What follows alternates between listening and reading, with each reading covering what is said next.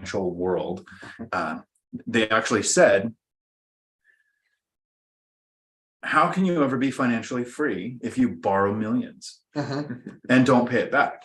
I mean, the way the question was formulated was, if you borrow millions and don't sell the properties to pay it back, how are you ever financially free?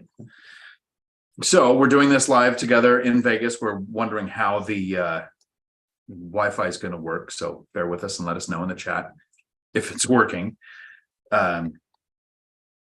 You don't have to give us exact numbers, but let's go through how much debt are we in, Matt?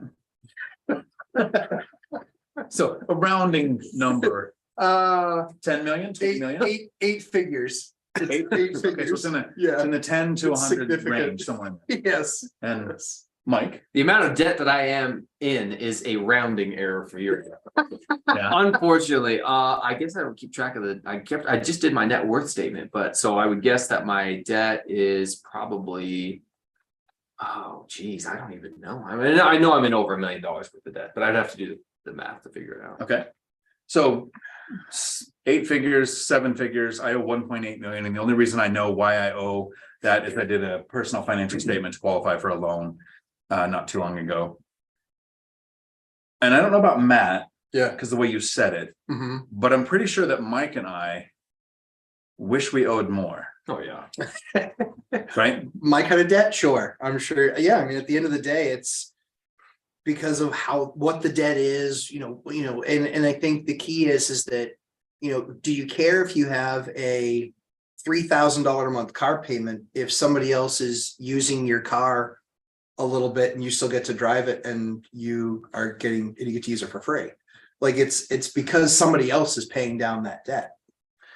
Yeah, I've always tried to come up with an analogy of something really simple. Like if you could buy a truck trailer, like a semi trailer, and park it on the side of the road, and it cost you $1,000 a month to own the trailer. You were paying $1,000 a month, but somebody paid you $2,000 a month to put a picture on the side. Right, exactly. How many trailers would you buy?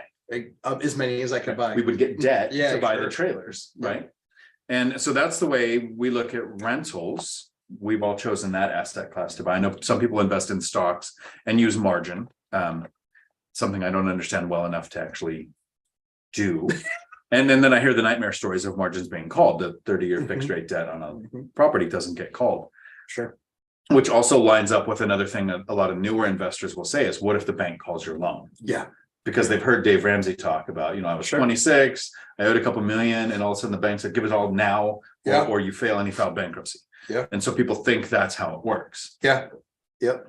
Well, so what's really interesting is my bank, the one that I have a big relationship with, just announced this last week that they're merging with another bank. So I'm very interested just to kind of see how that goes, because I don't know if it affects the loan product that I created with that bank. I don't know if they say, hey, we're not going to do those. We're not going to do those loans anymore. I don't know if they look at it and say, hey, we need to get more conservative, we need to taper back, or we need to shut him down, and dial back the amount of loans that we're giving him. So yeah, I mean, for right now, it's status quo. They've said that nothing changes, but I actually go into the bank to meet with some of the executive team just to have a conversation with them, because I'm not massive. I'm decent size when it comes to dollar amount, but I'm far larger on the number of transactions. I have, almost 40 mortgages. And so they don't have many customers with 40 mortgages. They might have a guy that has a $10 million mortgage, but they don't, but they don't have somebody that has 40 different notes. So for the brand new investor that hears somebody say, well, I have 40 mortgages, like I'm 5, because I get this question as well. You have a salary, you earn money at a job right now, because you missed 45,615 by a couple days now. I did. Yeah. Right? So I did. I'm very sorry for that. It's queued up on my phone. Yeah. But your income from your job can only qualify you for so much money. How do you get more than one mortgage or 2 mortgages? Like the average person thinks, once I get there, I'm kind of done because I don't make more money. There you go. So basically how that works is it's essentially based on the income that I have coming from the properties and my income from my W-2. And so as you grow your portfolio, they start to look at season. So every bank does it differently, but some people can say, well, if it's been 6 months, it's a seasoned property. Or if it's a year, it's been a seasoned property, and they can count a percentage of the rent. And so then they just continue to do that as you grow your portfolio. They continue to look at that and say, this is how much money we're willing to lend because you have this much income. And so then it shows up on the tax return. But then they actually start doing it kind of ad hoc without the tax return, because they're like, yeah, at this point, this is a business. You own the property, you're getting rent, you're a proven operator. This is where I'm really stressing the operator term. Started that about 6 months ago, because as I talked to banks, I had to differentiate myself as an investor and an operator, because they have so many investors that get in and invest, but then they don't manage the business. They basically give it to somebody else to manage. And they'll have a worse experience with somebody that hands off the business to somebody else versus somebody that's the operator themselves, doing all that work in the business daily and understand all the profit and loss P&L, as well as the projects that are going on and going through the process. So yeah, as you grow as a landlord, they'll start looking and giving you credit for those rents towards your income. Right. That's the part a lot of people are missing is when you start out, they don't want to look at the rental income and say, okay, so that's in your debt to income ratio, because you're not proven. You haven't said, correct, I can find a tenant, screen a tenant, place a tenant, maintain a property, file all my taxes correctly, and run a business for a year or two. But after those first 2 years and you have rental income coming in, they'll look at 75% of that rental income. So as long as you're buying properties that are going to cash flow. Yeah. And some lenders will want 3 months remaining on leases. So that makes sometimes short-term rentals not as attractive to them, or month-to-month leases not as attractive to them. Yeah. What I continue to find amazing is the differences between banks, what one requires versus what one doesn't require. So mine never looks at leases, doesn't care.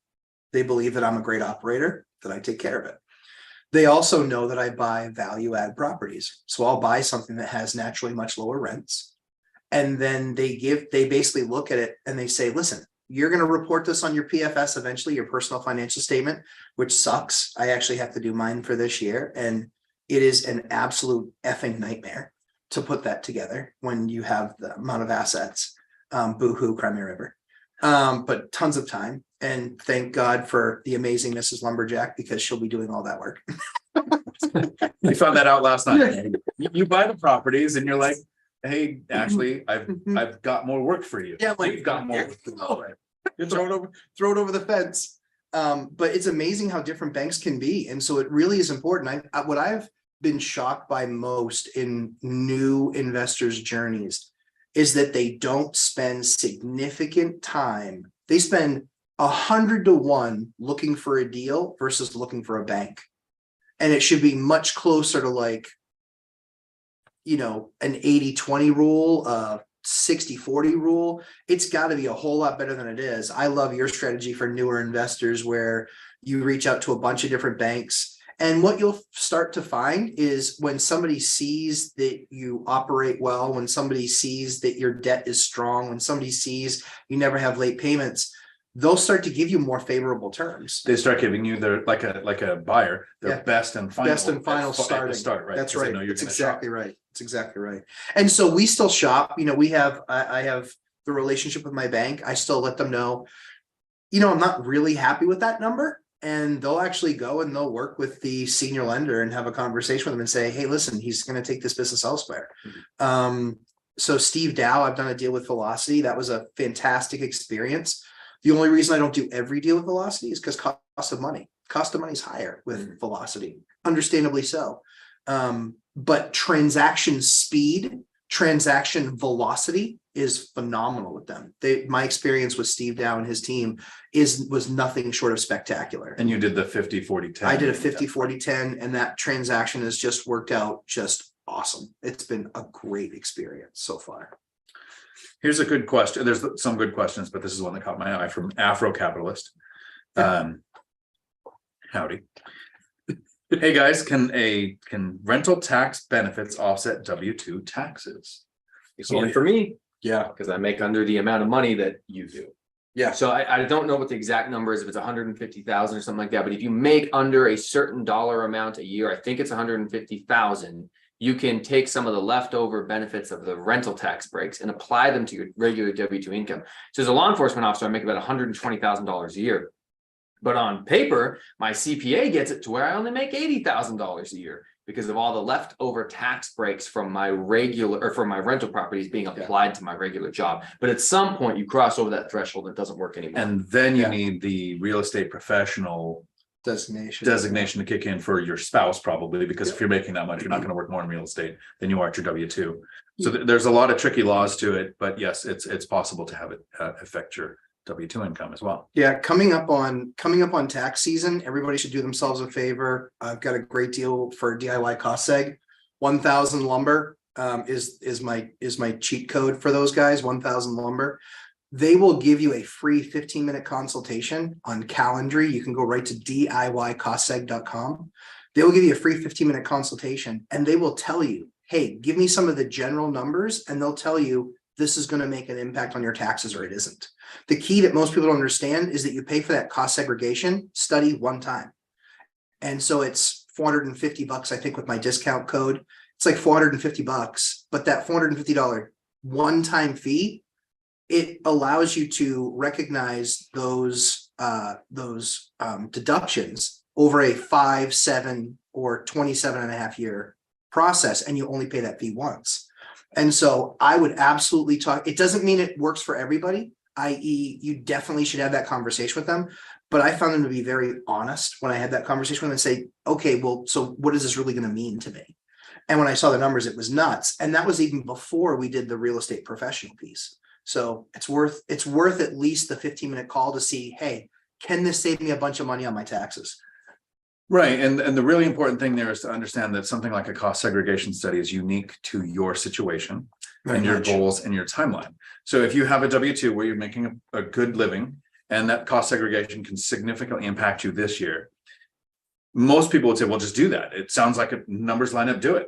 But is it worth the 25% of your depreciation you do not get anymore? Yes. For the remainder of the depreciation schedule on that property. So that's why you want to talk to a tax pro to figure out what's the benefit now, but what's the cost, because there's always a cost. Yep. To dovetail into that, the other piece of that too is absolutely talk to a tax professional. Absolutely 100%. I have the conversation with them first. I then talk to my tax guy. Excuse me.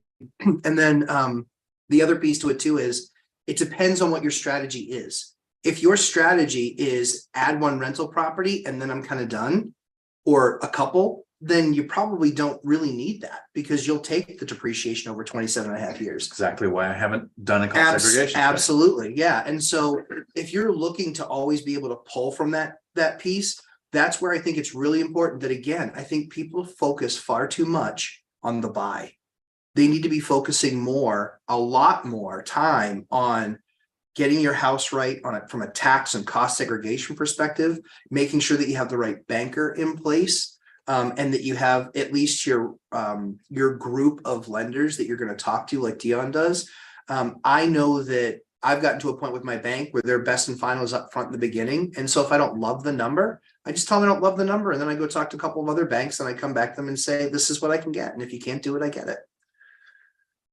So normally when we do a video like this, the idea is to jump right into the topic. And I wanted to talk about, can you be financially free while in debt? We cleared that up by saying we're in debt.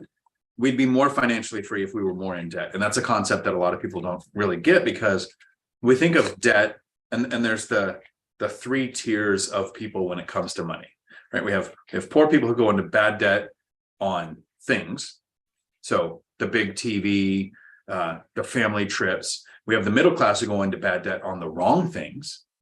They buy a big house, they get student loan debt, they go into debt on things that aren't going to always generate income. A house can be an investment, but it's like Schrodinger's cat. Until you look at the numbers, you don't know if it's an asset or a liability. Yeah. And then you have the wealthy people who, the more good debt they get into, the more wealth and income they actually have. And so, yes, you can absolutely be financially free while you're in debt. And when it comes to the question of how do you pay off that debt, I don't care if the debt's paid off. It doesn't matter. Right. I would do 1,000-year mortgages because having a paid off property means nothing. Stop paying your property taxes and tell me who owns your property. Exactly. Right? So you're always going to be paying for your property. But if your tenants are paying principal, interest, taxes, and insurance, and repairs and maintenance in the future, and you're profiting, the debt's just part of the equation that doesn't have to be paid off. You're not more comfortable. You are, like Wandering Doc said here, he's got about 660,000 in debt. He wishes he wants to hit 1 million. Yeah, Totally get at that. And I say he, Wandering Doc. I don't know if you're a guy or girl. Let me know. he is. Is he? Okay, He good. is. I haven't. Yep. There you go. At 1 million, you'll have more cash flow. So that's why you're on the side of understanding more good debt means more financial freedom. Yeah. Having it paid off isn't going to change that, because the money that you take, that you pay it down, could have created more good debt, buying more assets. So there is a time in your investing career where you might go into debt pay down mode, but it's not because that's how you get financial freedom. You'll have financial freedom and you stabilize there. You say, Wandering Doc, you're at about 50% loan to value. So that's a very safe position to be in, especially in an asset like real estate. If you're in a 50% loan to value with a margin on stocks, because I don't know anything about that. I don't know if 5% or 100% is good or bad. Well, if you're not paying on margin, I mean, at the end of the day, if you're not buying on margin, whatever the stock costs, you're not leveraging debt. And that's, that's the purpose is, if you're a new investor, for every $3.50 you put down, you get $100,000 worth of leverage or $96,500 worth of leverage. And that's the beauty of real estate. Yeah, you have a super chat. We should handle on your channel. There, I do. We have a couple. Robert Farinelli. Good morning, sir. Hopefully it's not too cold for you out in Siberia. Dion will come out. It just has to be, I think, 40 degrees warmer. But he's excited to come out. And then Phil Nealon, thanks for the vacation live show. Yeah, it was actually, it's a blast. We got so we had talked about it kind of as the REI Avengers coming together and doing stuff, and Mike was sadly busy, but we got to spend together some time last night, hang out. They got to see how crazy the kids were and got to hang out with Mike's son. So it was a lot of fun. We had we just hung out and kind of talked life, and thankfully none of it was recorded, but it was a lot of fun. But yeah, it was a good time. Those videos are coming soon. Hidden camera videos. And All Nighter Hider, I see you there. Thanks so much for coming out. Jeff M. Yeah, so Zub was just crazy busy, and so he couldn't make it. But obviously we the REI Avengers, we miss not having him here. And yeah, we missed the only guy brave enough to wear a turtleneck. The rest of us just can't pull it off, Hey, we needed him. And then let's see, Jeff M. You three are so inspirational. I'm very financially literate, but watching y'all makes me realize how little I know about real estate. Yeah, I think I appreciate you saying that. I think that man, it's a lot. As I put together the course, I was talking to Mike about it, and I just said, because he's been watching a lot of stuff and doing all the editing. He's done a phenomenal job. You guys are in for a real treat, because it's far more entertaining to watch it now that he's touched it and edited it. And so we were talking about it, and I was just like, is this useful? And he goes, dude, I feel like I'm drinking through a fire hose. And I kind of had to, he gave me perspective, because I said, I'm cramming 20 years of experience into 8 hours or 9 hours. And so there is so much information there, and kind of what I'm looking forward to working with people in the boot camp and in the course is getting feedback of what more we can add to it to make it even better. So I appreciate you saying that, Jeff. And like I said, I'm super excited. There's going to be some amazing announcements coming this week about my course. And so you guys just stay tuned. Yeah, my biggest concern is I'm going through the course and I'm watching the videos, and Matt is getting into a thesis level, like PhD level doctorate speech on knob and tube wiring. I'm like, Matt, there's the chance someone here might just fall asleep during it. I was like, you need to make an intro video that says to the audience, hey, this might not all apply to you. It's okay to skip over this specific section, this 10-minute thing on this particular, it might not even be in your area. So don't feel bad. Cause I was like, bro, there's so much information here. I am overwhelmed.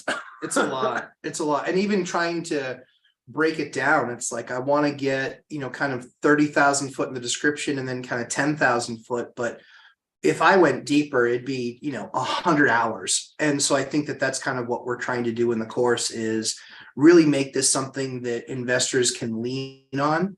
We're going to bring in pros like roofers. We're going to bring in siding guys. We're going to bring in all of the trades. So you guys can have real interaction with them. They're not trying to sell you anything because they're obviously not in your area. So they'll be able to spend time with us, answering your questions, making sure that when you're getting quotes, that you're doing it based on what a real expert's telling you how it's actually done. And so I'm just so super excited to hear the stories of people kind of getting their bacon saved, because I can tell you the first few years I was in it, I know I overpaid for stuff. I know I overpaid, and it's painful now because I don't know that I could have avoided it, but hopefully my nightmare will be the old win for you guys. Well, that's one of the really important things with studying your asset class and your strategy before you take action. That's a hard part. Yeah. Then we get stuck in studying mode and we never take action. Agreed. Yeah. But a lot of us do what I did in the very beginning. I looked at the agent that I knew as a mentor. And I thought, this guy's got 30 rentals. He's an investor. He's financially free. He has 19 agents working for him. He knows what he's doing. He has decades of experience. Had I purchased the first couple of deals he had me make offers on, I would have went bankrupt, because he had never invested with a mortgage. He had never invested in small multifamily. He didn't understand, like the question here that we have coming up, the difference between cash flow and yield. Right? Cash flow sounds great, but if the yield isn't there, it could be a bad investment. You can have a lot of cash flow on a property and it still be a bad deal. Like if I said something really simple, like if you have $5,000 a month coming in from one property, that must be a good deal if it's profit. But if it cost you $10 billion to buy it, they would say that's a dumb use of your money. Right. So you have to know all of the numbers. And so the question is, would you ever buy a property that meets your cash flow criteria, but not your yield criteria? I think that's probably different for each individual. So for instance, Matt talks a lot about best use of capital, where he's really heavily focused in on that yield. But I also heard Dion throw the idea around of, maybe it would be better to pay some properties off. And even though I technically have more money wrapped up in that deal, just as long as I get the extra cash flow, I can actually make those numbers work. So I feel like that's a question specific to the individual. I think it comes down to their timeline. Yeah. If you're in growth phase, never. Yeah. I wouldn't do it. Once you're in stabilized phase and you're not trying to grow. Yeah. I haven't done it yet. I talk about it because I've thought about it. But yes, paying down debt or just paying all cash for a property that adds to your cash flow but doesn't get you your yield is an option. But if you're in growth mode, that's, I don't want to say murder, but death to your plan. It's going to add decades to your financial freedom journey, where it's always important to make sure you're not comparing year 10 or 12 to year 1. Yeah. One of the things that we could probably talk about, since the three of us are here and we're still doing our homework daily, the crash of properties. I'm shopping out here, and if it's under median home price, it's not staying on the market. It's flying off. The only part of the market that's down is the high end part of the market and the move up buyer. It's not the core where most of us live, Certainly where rental properties are. Yeah. If you're buying rental properties that are luxury and they're not on the beach in Miami, you're probably not long for this world. We have, just in my market this week, there was a house, a fourplex that came on. Excuse me, it's the most expensive fourplex I've ever seen in our market ever. And I think they had 30 people at the open house yesterday. And this place is not nice. Right. So a lot of people are talking about the real estate crash, and there's a big difference in the numbers. When we talk about something like foreclosures are up 400%. Yeah. They're still below normal, right? But they're just increased from a really small number, right? It's from a very small number. So when you look at rentals or properties and those high end changes happen, so a 1.9 million going for 1.5 is a huge drop. Yeah. Right. But the 500,000 is now going for 550. Right. But it still looks like the market dropped because the larger, more expensive property had the bigger drop. Rents are the same. So if we track rents, since we started tracking the data, right, a century of data. So it's not like we've got 1,000 years, but we have 100 years. Rents have never gone down market wide in a 5-year period. There's been some times where it went flat, right? But if you look at that trend, in 2009, it looks like rents went down, even though they went up. It's because in the high end class A apartments, rents dipped. And since it's such a higher number, that impact made it look like the market went down, even though in Class C and D properties, we saw rent increases in 2009. But somebody will look at the chart and go, oh, look, there's a dip. Right. And it's because that luxury impact. The only people that are discounting rents are the people that are at $3,000 for 2 bedrooms in small towns. And it's because their cost model was stupid. And those are the people, it's the big multifamilies, like we've been saying for a year and a half. It's the big multifamily operators that are going to be the ones that get hurt. Like I'm still seeing across my portfolio, rents are up. Admittedly, we had one rent go down, and it's because we transitioned it from a market apartment to a Section 8 housing apartment. And so they pay $100, and for that particular unit, they pay $100 less than what I last was getting. But we took the tenant because it was a unique situation. We just said it's $100, it's fine. But it's not something that we're starving. And I'm still actively going through the transition of apartments and trying to get more into Section 8. And so I think this month, I believe in January, I think we'll hit 18. And so that's from 2 years ago of 0. And so we're at 18 now, and the goal is to get to 40. So we're charging towards it.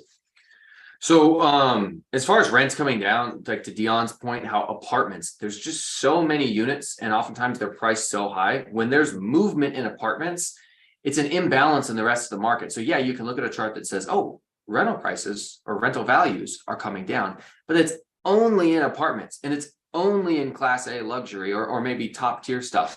And then if you pull all that data out and just look at single family homes are still increasing, and still increasing at rates that I would consider honestly unhealthy long term. Like they need to slow down a little bit.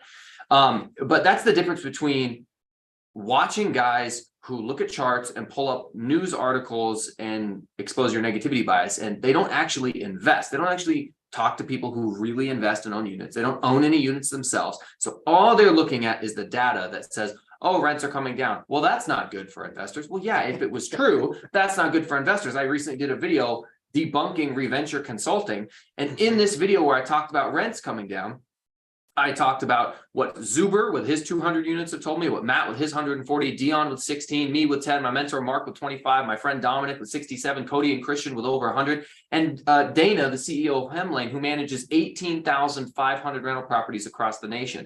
I mean, nobody has a single rental for the entire year that has been re-leased at less than what it was previously leased for. No one.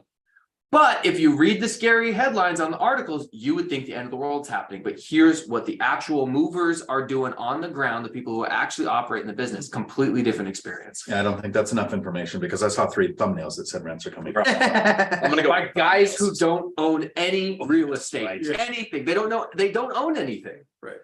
Are there any questions on your live you would like to get to?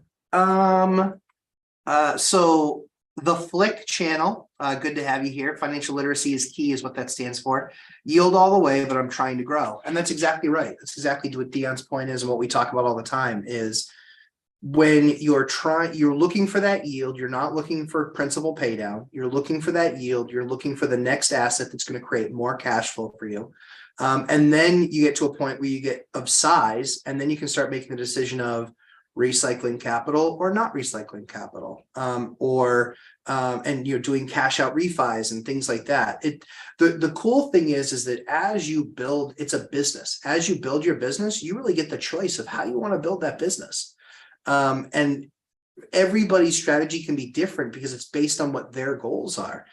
Age is certainly a component of it. I started really young investing in real estate in my early 20s. And so I've always been in return on capital, cash, recycling cash, growing. And then it's going to get to a certain point where I don't know how much longer I'll buy deals. I just don't know. The only goal that I have for every deal that I do is I buy the next deal that's great. That's the only criteria that I have. We found out last night, Matt lost a couple of bets where he was talking with Mrs. Lumberjack and I think an agent. Yes. Right. I guess part of the story. At a closing attorney. At a closing attorney. Yeah. And Matt saying, hey, we're done. for a year or 6 months or whatever it was, and they were back in a couple of months. Yeah. So, They were back actually in 6 weeks. Right. Yeah, it was not my pride, it was not my finest moment.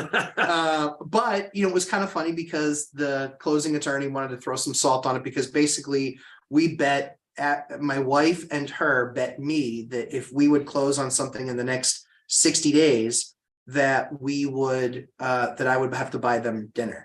And I said, sure, that's fine. And then the closing attorney thought it was funny at the closing table, where she was kind of needling me a little bit and said, hey, so how do you feel about having to buy us dinner? And then I showed her that I'll make $12,000 on that property, and I'll be happy to buy whatever dinner she wants. But It's fair trade. It did. When I saw the deal, I was like, I told my agent, I said, this better be a really good deal, because it's going to cost me like a $500 dinner. So it better be a good. My agent reached out to me last night and said, hey, I want to send you, since you're in Vegas, to Mastro's for dinner. And I was like, oh, okay, that's great. And so he's making the reservation and everything. I looked at the menu and I was like, I better buy a deal. Yeah. Yeah. Motivation. And Jay, do you hear that? You know what his agent did for him? That's all I'm saying, Jay. So do you send Jay a bunch of other work outside of yours? I do. Okay, so I do. That accounts for a lot too. Yep, I do. But at the same time too, I did. I don't know. In the last 18 months, I think I've done 11 deals with him. So 18 months, I've done one. Yes. And I don't know if that's Jay, you need to step your game up. Jay. Here's a question from Monica, with a very simple answer and then a longer answer to answer the second question.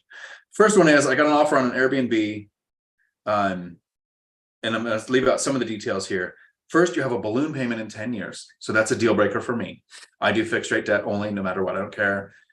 I don't want to think about what's going to happen in 10 years. It's fire and forget mortgages. So that would be a deal breaker for me. I know people have done balloon payments on some of your stuff in the past, but then in the last year, you switched to fixed rate debt as much as possible. Yeah, so I did. So in some cases, I didn't feel like it made sense for me to move the mortgage, because I owned it for long. So I don't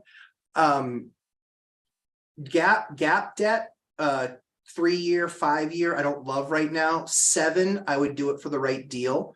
10, if I'm not paying a premium for it, I would probably do 10. And because that's me, I have debt that is expiring in the next 18 months. That debt will go from 4 to, let's say it goes to 7 or 8. I still make money on that property. Right. So you have a portfolio that can handle an increase in those 10 years. Correct. So I don't want to have to think that way. The other thing here is you say it would rent for $2,500 as a long-term rental, and the mortgage would be $3,000.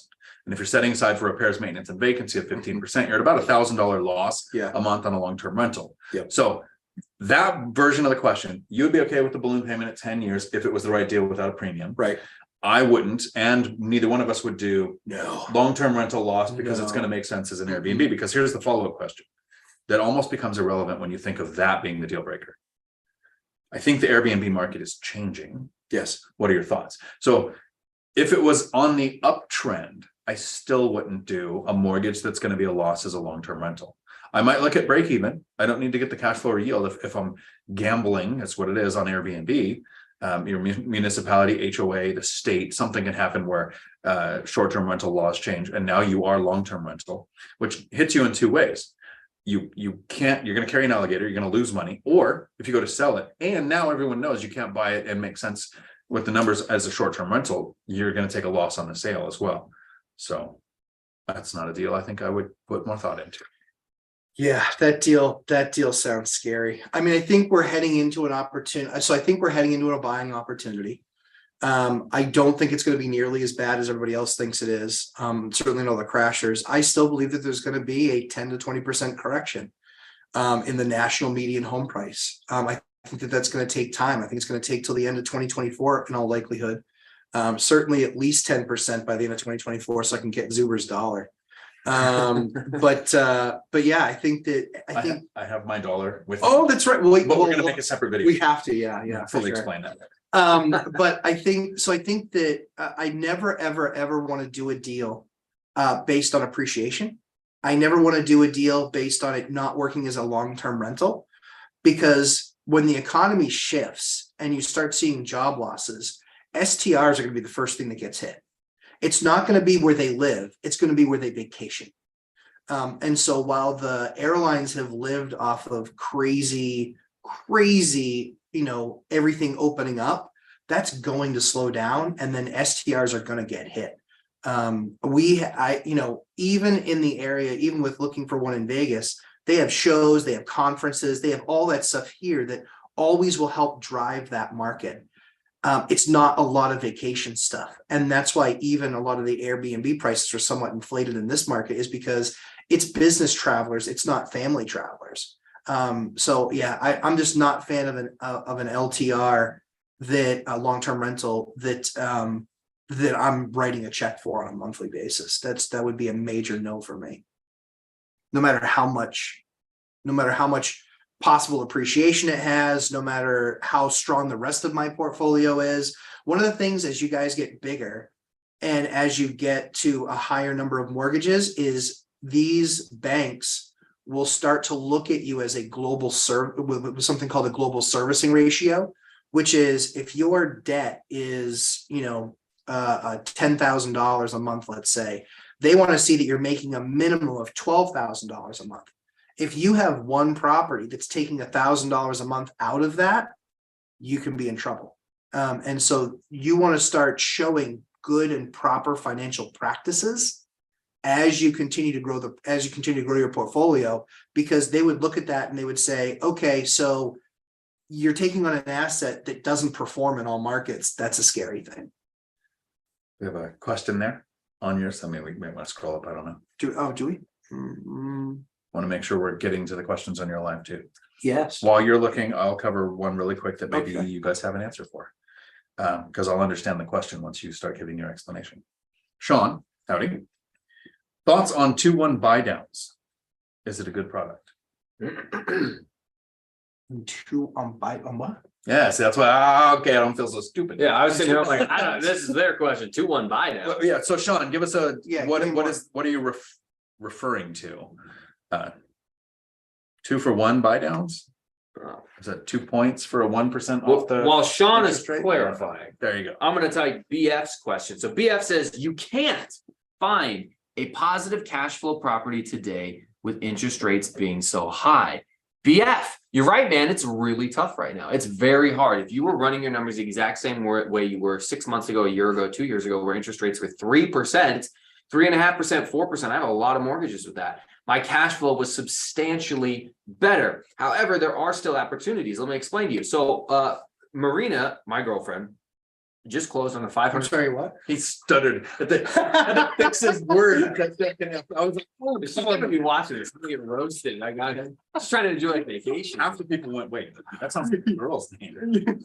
Anyways, she just closed on a $500,000 house in the Seattle area. Okay, it's extremely expensive market, historically one of the hottest markets in the country. Very hard to get cash flowing deals. It's even harder with interest rates going up. But because everybody right now is simultaneously saying it's a sucky time to buy, 84% of buyers say it's a bad time to buy, all of your competition has evaporated. There's very few people left who are trying to buy stuff. So in Seattle, for the last 8 years, no one's been able to get an inspection. You've had to waive inspections. You had to expect that the price is going to be $50,000 or more over asking. You're not going to have an appraisal gap contingency, anything like that.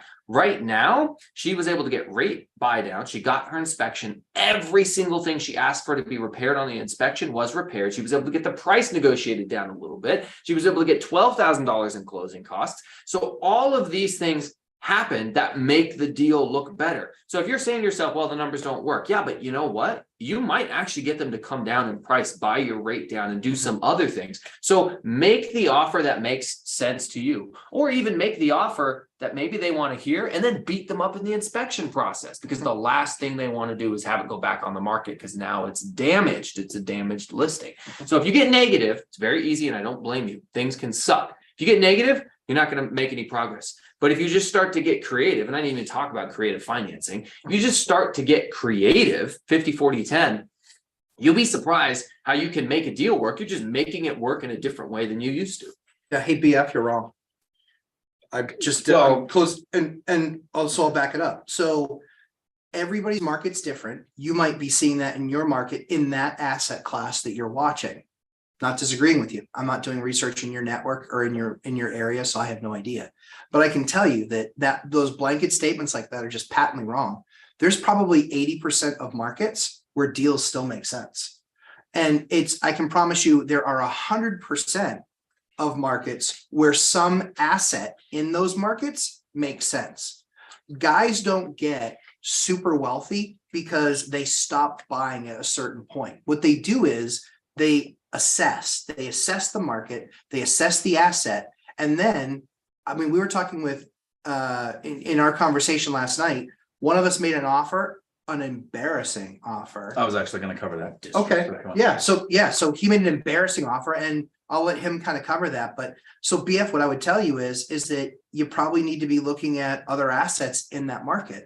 I'm not saying that, what you're looking at that you're wrong. I'm saying what you're looking at, you're probably right, but you need to be branching and looking at other asset types in those markets.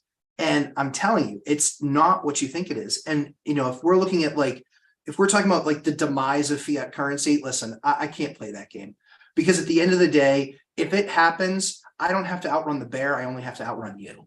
And so what we look at when we look at the actual real estate market is there's all sorts of different assets within your market. And I guarantee somebody out there is getting wealthier, buying more of them, and because they're buying them right. But talk about your deal. So here's why I'm going to completely agree and then disagree, literally in the same answer, right? The first one is you are not going to open an MLS listing and see a price where that price with the current rents and interest rates is going to get you a 10 or 20% yield. Other words, someone would make an offer in 5 seconds and waive contingencies, right? That competition is still there. If the numbers made sense, someone's going to offer and outbid you, and then go to a point where they look like they're losing money because they're doing a 1031 and redeploying funds, or they're from another country and they want to stabilize there's all kinds of things you'll never know, right? So I agree. You're not just going to open it up and find those deals. But last Friday, so last week, what day is it? Sunday. It's Sunday. I don't know if that's a speaker or not. Right. Where are we? But I was doing a members only live stream, and my thing is I want to open up listings and look at different markets and talk to the members, the kind of boring conversation of what do you actually look at when you're looking at a property? And I pull them up and I think, okay, I'm going to look on the MLS. These are probably going to be terrible deals. That's why we're talking about them. Why wouldn't you buy them? And so I'm not going to give too many details because I don't want people to compete with me. But to the members, I showed a duplex and I said, look, this really doesn't make sense. It's pretty close, right? But it's been on the market for 30 plus days. Yeah. Which is crazy for our area. Right. So after the members only live stream, I sat back and I thought, yeah, it's over a month. Our market a couple of days was average. So I made the offer. I didn't make the listing price offer. So at the number I made the offer at, it is a cash flowing property that gets me the yield I want from the MLS. But I didn't open it up and go, that price, these rents, these rates, that's a great deal. Right. So you're right. You're not just going to find it. But if you hunt, you'll find the one. And this might not be a motivated seller. That's why I'm not giving too many of the details. They might look at my offer and just not even answer me. Right. They might come back with something in the middle, or they might come back and say, yeah, that works because no one else has even made an offer. It's been on over a month. So I'll make a video and update how that went. But that's deals from the MLS. And you're right. Every market's unique. I mean, at the end of the day, I'm even looking at this Vegas market. There are deals here where everyone's like, oh, Vegas is crashing. Vegas is crashing. Yeah, guess what? I found a deal that would give me over a 10% return on capital. Who wouldn't want an over 10% return on capital? And I found the deal. And you know what? Because for me, I'm not here. If I were local, I would do it. If I were really looking to build a team out here and really start investing here, I would do it. But I'm not. But again, if you're in Vegas, it's a nice 10% return on capital. And that doesn't even count for the fact that it's in an area that I believe over the next 20 years, I mean, all real estate appreciates over 20 years, but I think it will also appreciate. But even just from a cash flow perspective, yeah, it's a nice spot. Chester, I saw your comment about me being exactly right. I mean, that's what actually made me pick it. But you said that basically you just change your asset. You change the asset type that you were looking for in your market, and now you're finding great deals. This is what I'm talking about. An asset doesn't have to necessarily be single family home to multifamily, small multifamily, large multifamily, commercial. It doesn't mean you have to completely change asset class. It can mean that you're actually changing the asset class within the asset class, which means maybe you're looking for 3 2s. And there's a ton of competition for 3-2s, but you know what there isn't a ton of competition for? 4-2s or 5-3s. There's not a lot of competition. There's some older homes like that in my market where people are just like, nah, it's too big. Well, guess what I do? I do the roommate situation in there. So those things to me are worth their weight in gold because I'm still getting $750, $800 on average per person in a unit that size. And that means that I can actually pay more for the property because it's giving me that much greater of a return on my capital. Couple of quick super chats here. One from Millennial Mike talking about possibly getting married while he's in Vegas for tax benefits. I think that's great. Yeah. To Dion. To Dion. No, that's your name in there. No. That's I just like cover that. Yeah. Mike got yeah. Okay. Dion's retired, and I need someone who can spend $700 or 700 hours a year. So in order to get that tax break. So I was just saying, find Elvis, we'll make it. Saw Elvis in a wheelchair yesterday. Because That was the most interesting. That was interesting. I was like, the king truly has fallen. Yeah. And then Amafid, thank you for the super chat. I appreciate it. I was looking for a question in case I miss it. Please request it because I don't see one. I just want to make it. So thank you for the support. But I want to get to a couple questions here really quick from KS. The first one, I think I missed it, was do you have problems with Section 8 tenants, like bed bugs and not being clean and those kind of things? So first, it's a good question. It makes me think that you have the perception that a lot of people do, and they think of Section 8, the voucher program, as low income housing, which is not what it is. It's fixed income housing. So I have Section 8 tenants who are getting a benefit that takes 5 years to get. Like if you get kicked off the program, you're on a waiting list for 5 years to even try it again, right? So I've never had a cleanliness issue with a Section 8 tenant. I screen credit score just like I do non-Section 8. I know that's market dependent, kind of like in Gary, Indiana. If they have a good credit score, they're probably going to buy because homes are $50,000. Yeah. If they're in Tacoma, $50,000 is the down payment, right? So credit score is not the only barrier. It's income that's also a barrier. So think Section 8. Don't think that tells you what type of tenant you're going to get. Your property attracts the type of tenant you're going to get. If you own a slum in a slum neighborhood, you're going to get the tenants that are okay with that. If you own a nice property and you do your rents right and you screen right, you're going to get the right kind of tenants. What are your experiences there with Section 8? The opposite. Dion and I love Dion. When it comes to credit score, have you had bed bugs in a Section 8 tenant? So I had cockroaches. Have you ever had that with a non-Section 8 tenant? Never. Okay, good. It was. So this is where it's interesting, is because Dion is the reason that I started doing Section 8 rentals. And most days I love Dion. And now you have those issues. And some days I'm like, effing Dion. Zuber's the same way every time he spends money that I've convinced him. Exactly. Yeah. And so here, I'll just shoot you guys straight. So in 2 years, so I had never, ever had cockroaches before.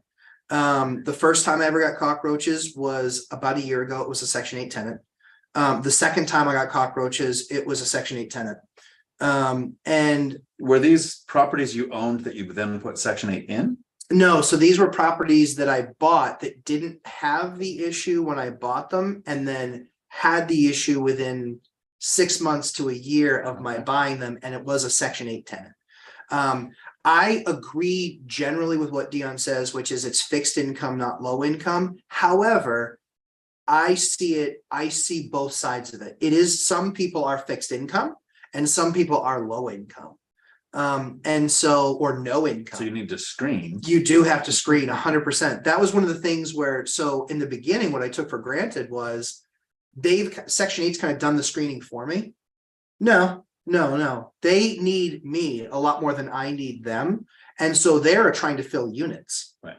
And so they were more than happy to send me all the, I'm just going to say it, shit bums. And it was one punchline after another with who they were sending me. And I'm just like, come on, if you guys own this house, you wouldn't rent to them.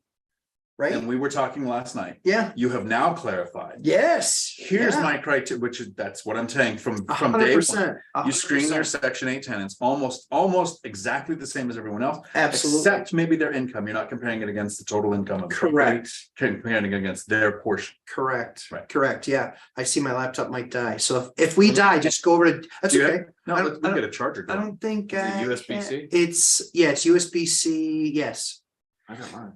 So if you have, if you're a charger, I have see, this is good this is good TV. that white cable. But oh, perfection. See, these guys are so on the ready better than I am. Like I got this charger right here. Have a specific one for that. Yeah, it's a C.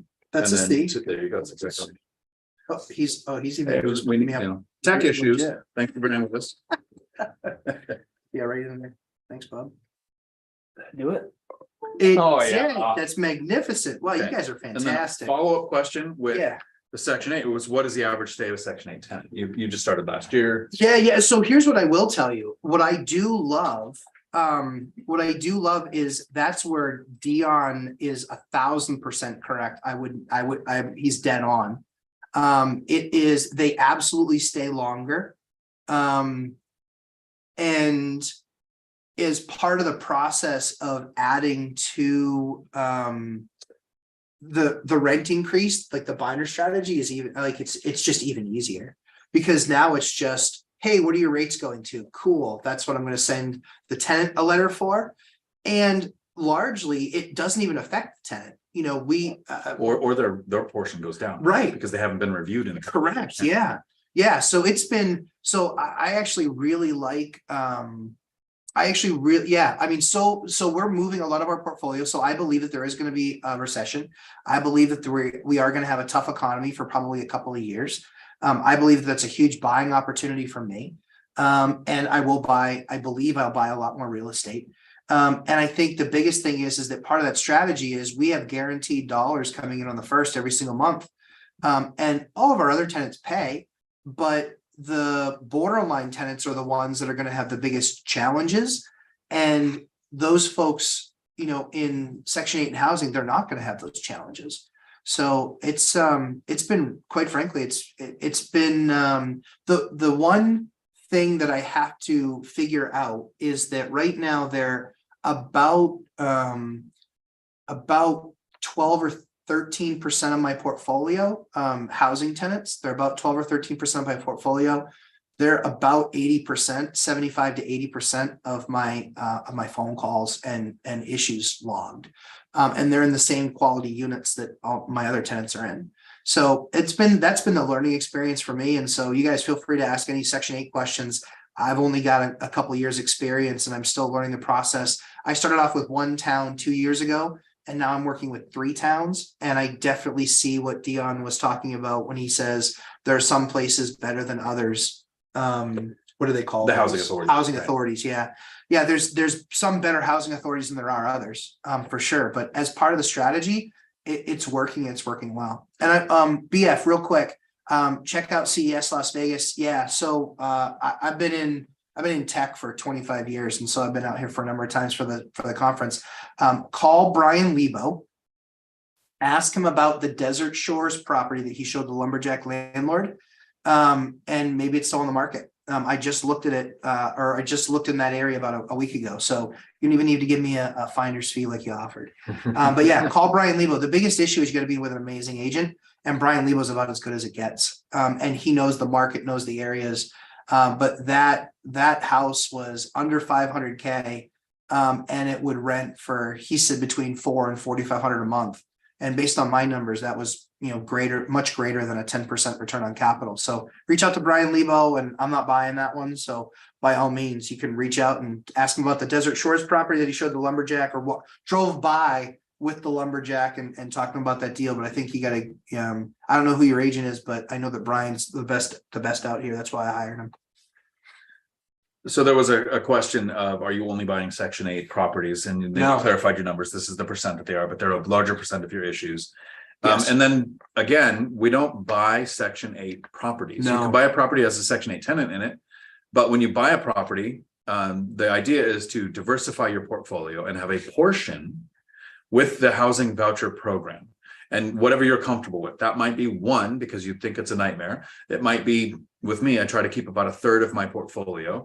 The idea is if a recession hits construction, you don't want 100% of your tenants in the construction industry.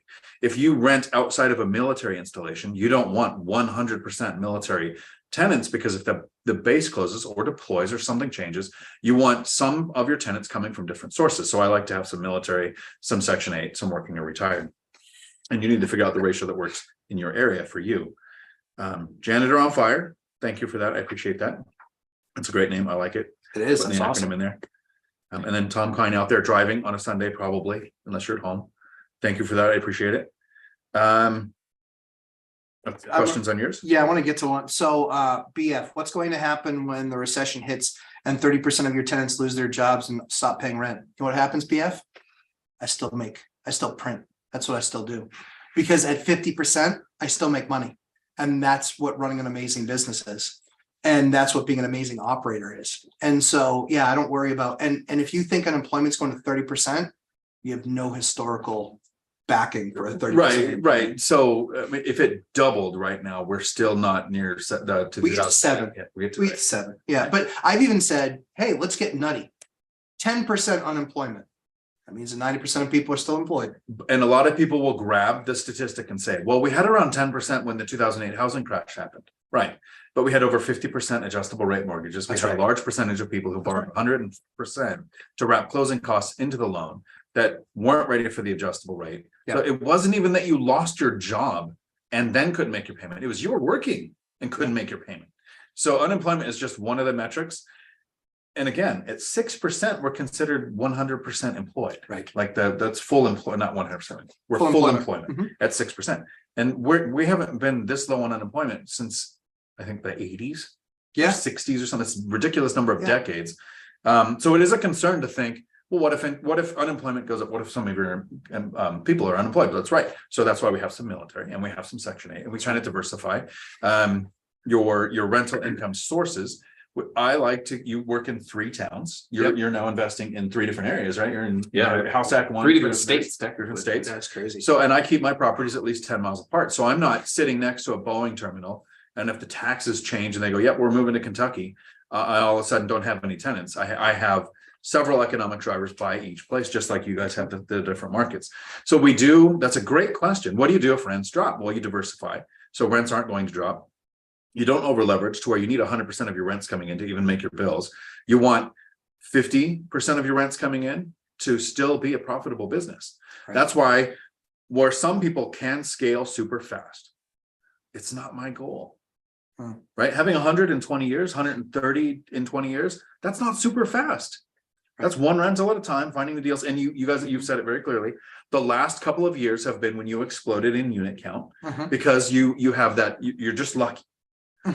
Preparation met opportunity. You made your own luck.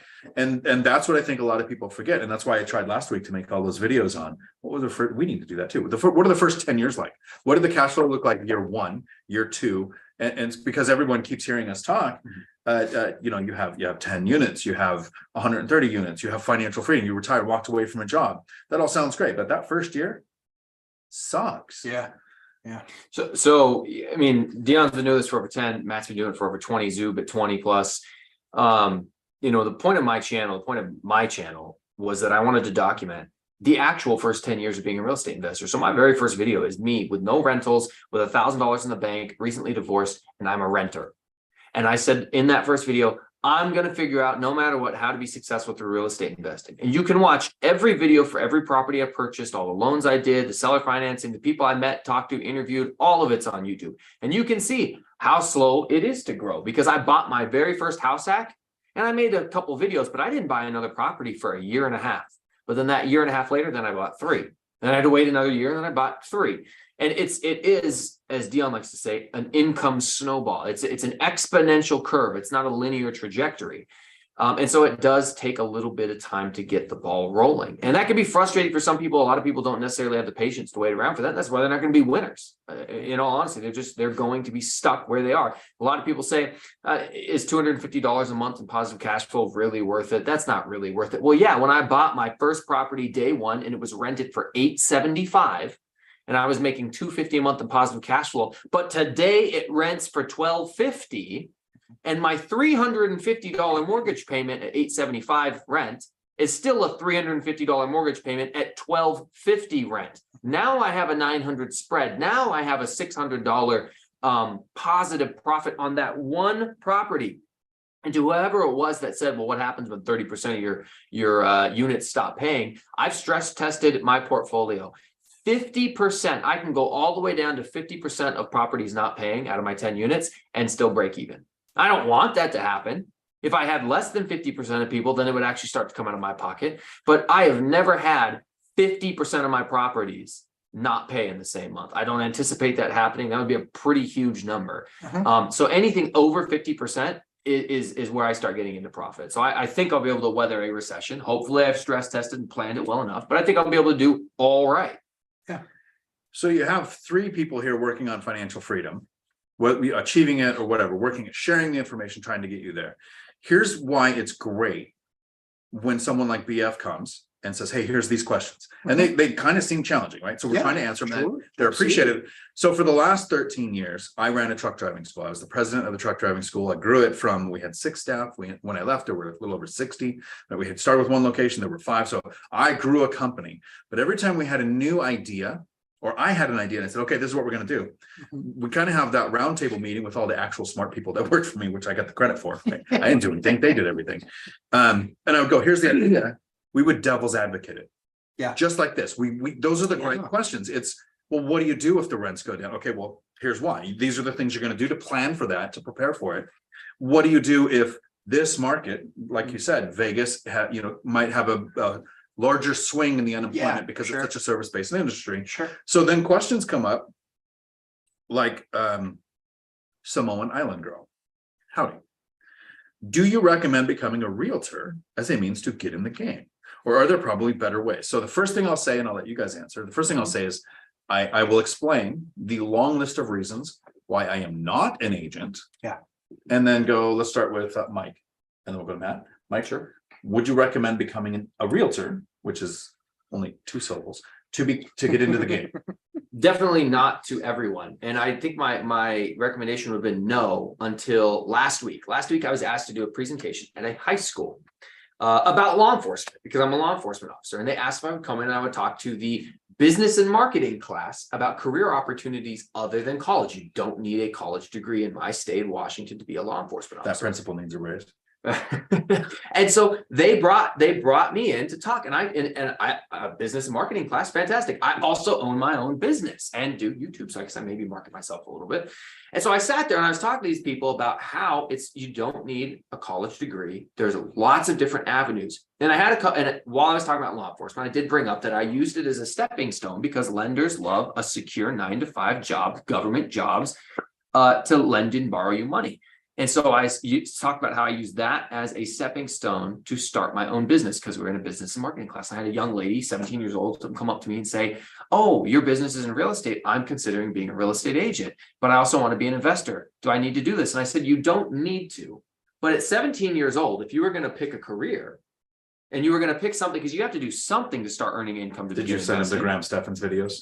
No, I didn't. What I did is told them to first thing I said is, do you have Facebook? And they said, no. I was like, well, all right, crap.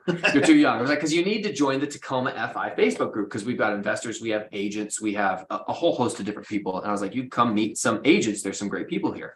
And I told her, you don't need to be an agent to become an investor. However, at 17 years old and you're trying to find a job, it might not be a bad idea, because she had come up with the idea of wanting to be a real estate agent. It might not be a bad idea to pursue that. It might be beneficial to be around those people. But no, yes, to your point, Dan, you do not have to be an agent. I don't have my real estate investing license. Neither do either of these guys. I believe Zuber had it actually at one point. He had it, but lapse. Yeah, but then he let it lapse because he, in his own words, said it never added any value to it. Yeah, I mean, my take on the realtor thing is I think that as a realtor, if you want to use that to get in the game, here's what I would tell you. You need to do whatever. And that is, don't label yourself as a seller's agent or a buyer's agent. You can do that after years. But what you really need to do is get it. If you want that to be your career, there's no better time to choose it earlier on in life. But give you some perspective. Is somebody going to buy their home from you from some 20-year-old kid? Probably not. However, an investor doesn't care how old you are. They only care how good the deal is. So make sure that what you need to be doing is, the best advice that I would give any real estate agent is this, or potential real estate agent is this: become a rental agent. Because if you're a rental agent, I had one girl that was a rental agent. I talked to her and I said, she's like, hey, I decided I'm going to leave the brokerage where I'm at. She's like, but would you let me do some of your rentals? I said, yeah. So I came up with a pricing structure that we agreed to. And so she does all of my rentals, period, end of story. Excuse me, which is 6 or 7 a month based on what we're turning over now from inheriting buildings or inheriting tenants and rolling them over. What I will tell you is that would she be likely to get a chance at selling one of my buildings? She knows them inside and out. She knows the tenants inside and out. She knows the building really well. These are all the things that so many agents poo-poo and go, ooh, I wouldn't want to waste my time doing a rental. Yet, guess what? All the rich people own rentals. And so if you're getting that relationship with them, I've seen this in full swing where I know an agent, she's in her 60s. She sells houses. She helps buy houses, but she also is a rental agent. And now she does 30 to 40 rentals a month. On top of the 30 to 40 rentals a month, when those older landlords are selling, guess what they're doing? They're calling her and they're saying, hey, so we're thinking about putting it on the market. Could you talk to us about what that is? Well, guess what? They've owned it 20, 30 years. Here's what the answer is from all of those older landlords every single time they have a conversation with her. Holy cow, we never thought we could get that much. So she looks like this angel to them because they bought the thing 30 years ago for 120 grand. Now she's telling them, yeah, we can sell this for 600K. And this is the mistake that so many agents are getting into. They're trying to get that one transaction. The typical real estate agent makes 50 grand a year. That's the typical real estate agent. You need to be putting yourself in a position where you're getting around people that are wealthy, that have property, that are going to want to buy something, and then start to do some work and homework on your own and create. It's kind of like the Bud Fox, Gordon Gekko scenario, right? Which is stop telling me information, stop making me some. And that's where you can then, as a new agent, you can learn a skill of how to find and create deals. And then you bring those to guys that you know are going to close. You will print money. You will absolutely print money as an agent. I won't say how much money my agent makes, but he makes a lot of money. And it's really funny because now he's to the point where he's like, yeah, I don't really want to do rentals anymore. Cool. So I've got her now, and she will make a ton of money over the next 2 to 5 years because she will learn how to bring me properties that I will buy and I close. And she will also keep my rental units rented. So I would tell you, if you're looking at being in the game, you've got to be doing it on the rental side and do everything you can to have meetings with people. And don't focus on getting a landlord that has 140 units. Focus on guys like Mike and Dion, because they're going to add properties. They're going to buy additional properties. They're going to eventually sell some properties. These are the kind of guys that you want to start off with, because quite frankly, you don't deserve to be in the room with somebody that's 150 units because they've got real pros that are on their team that are crushing it. What are your thoughts? So both of you have great advice on how to become an agent if that was going to be your path. So the first question is, are you looking for another job? Mm-hmm. Right. So if it's, I want to be an agent because I don't have access to the MLS, that's stupid. Mm-hmm. Even if I was an agent with access to the MLS, I'd have auto searches with at least 3 other agents set up because my agents have never sent me the same deals. Right. One time in 10 years, I got the same deal within 24 hours. So searching the MLS is nuanced, dude. Even as an agent, you're going to want other people with auto searches set up. Second, are you going to do it because you want to save money on your deals? How many deals are you going to do?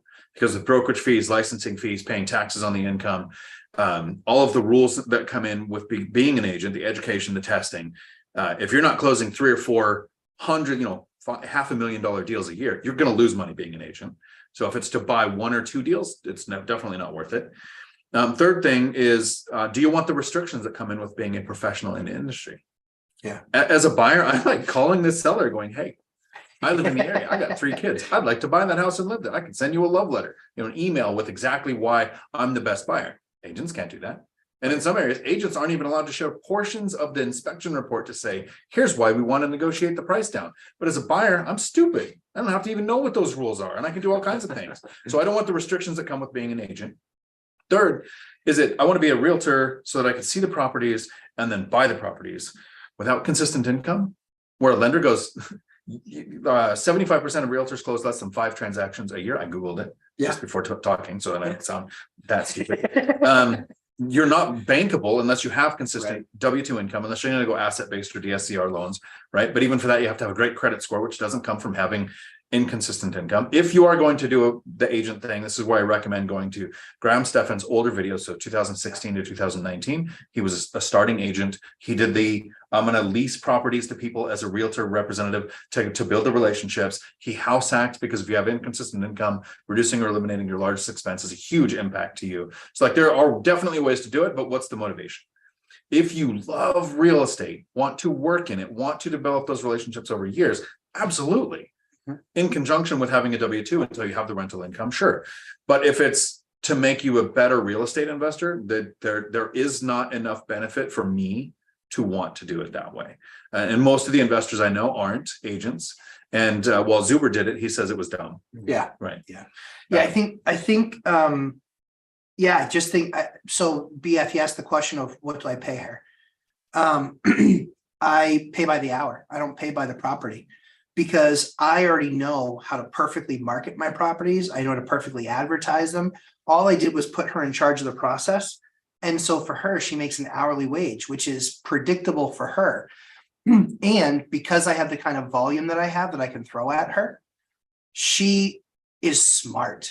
She's like, okay, I'll work on basically hourly rate. I trust her and how she accounts for her hours.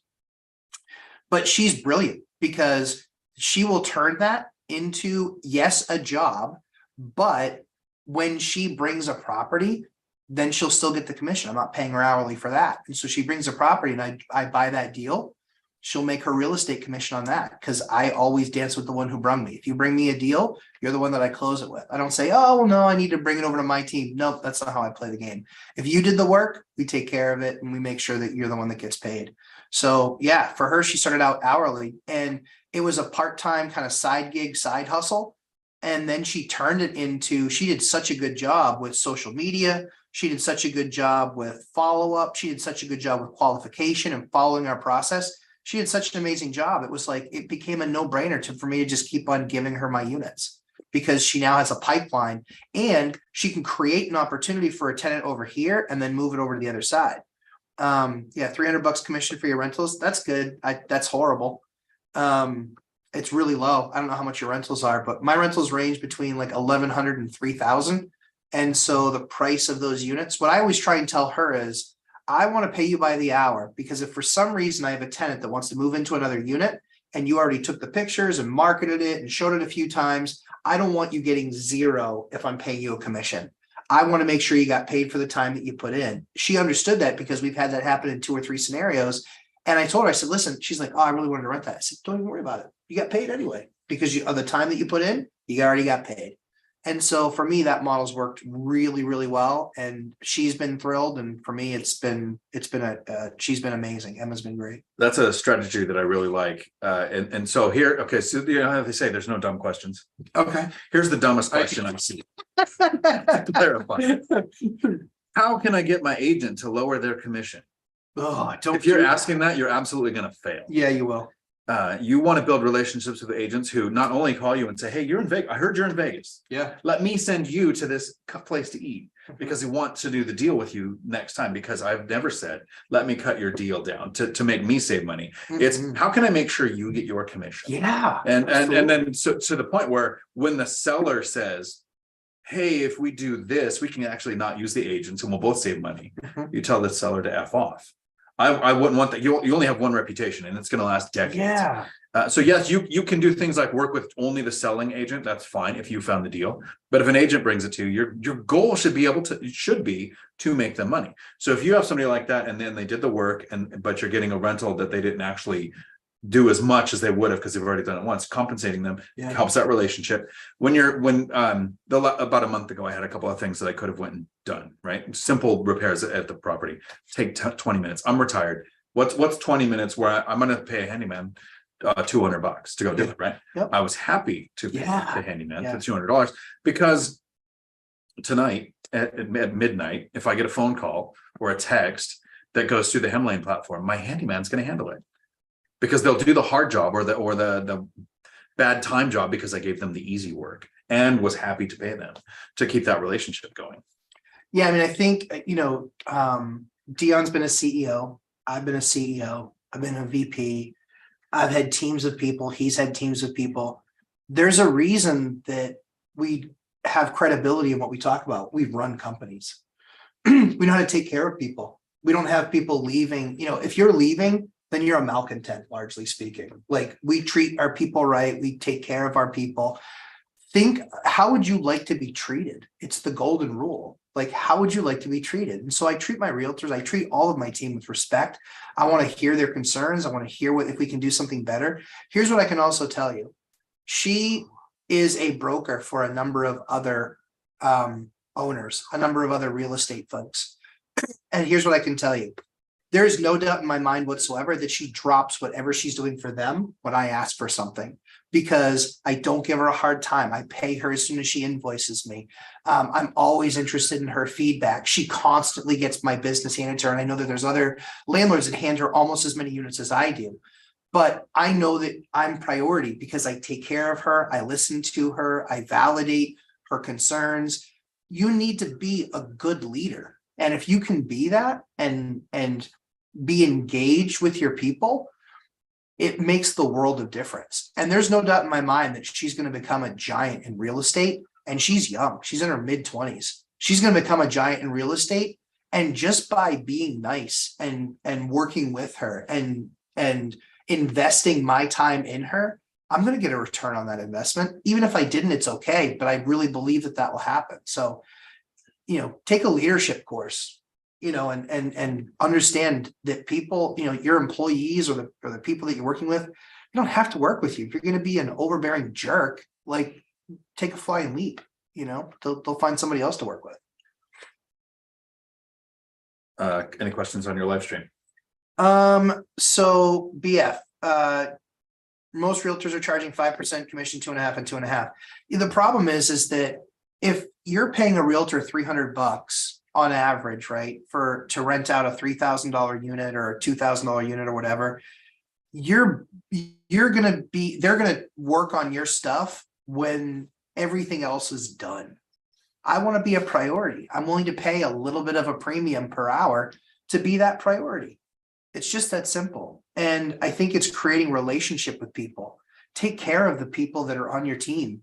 I know that people are excited to bring me deals because I close. I know they're excited to bring me deals because we're going to work on things together. And, I think Mike's seen it with my crew. What's your feedback as a third-party observer? About how your crew enjoys being around you? Yeah. So I actually took a bunch of B-roll footage when I was hanging out with Matt. That's just like background footage that we can use in videos. All his guys like him. They all work very hard. They all show up on time. They all have a good relationship with him. So you can tell that when they come to him and say, hey, can I take off a little bit early today? Or I need this day off in the middle of the week for some random reason. Matt's the guy who's like, oh yeah, sure, let's make it work. And if we got a big project we're working on, we might have to shuffle the schedule around a little bit to make something work. But if you take care of your people, that's what happens. Same thing in law enforcement.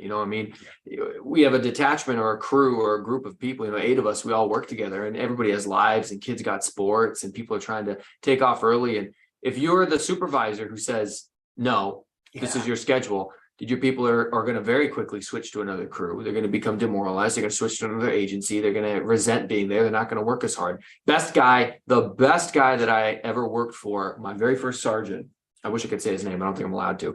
Anyways, but he was a family first guru. we could be so critically understaffed that, I mean, it was perilous out there.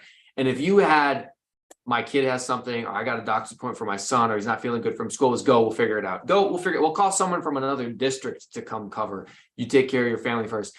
And his detachment routinely won award after award after award for hard work, because everybody knew he supported them so much. And so, yeah, to Matt's point, like if you lead by taking care of your people first, they can't help but want to work hard for you. And that goes with like everything in life. Yeah, I think it's important. I saw one, Rick Ramirez, thanks for the super chat. How do lenders view renting out the rooms in a house as opposed to renting out the whole house when it comes to qualifying for another mortgage? Before you answer, I want to say thank you, Rick. You super chatted both channels. You are amazing. I want to make sure we got to that question. Oh, very cool. So,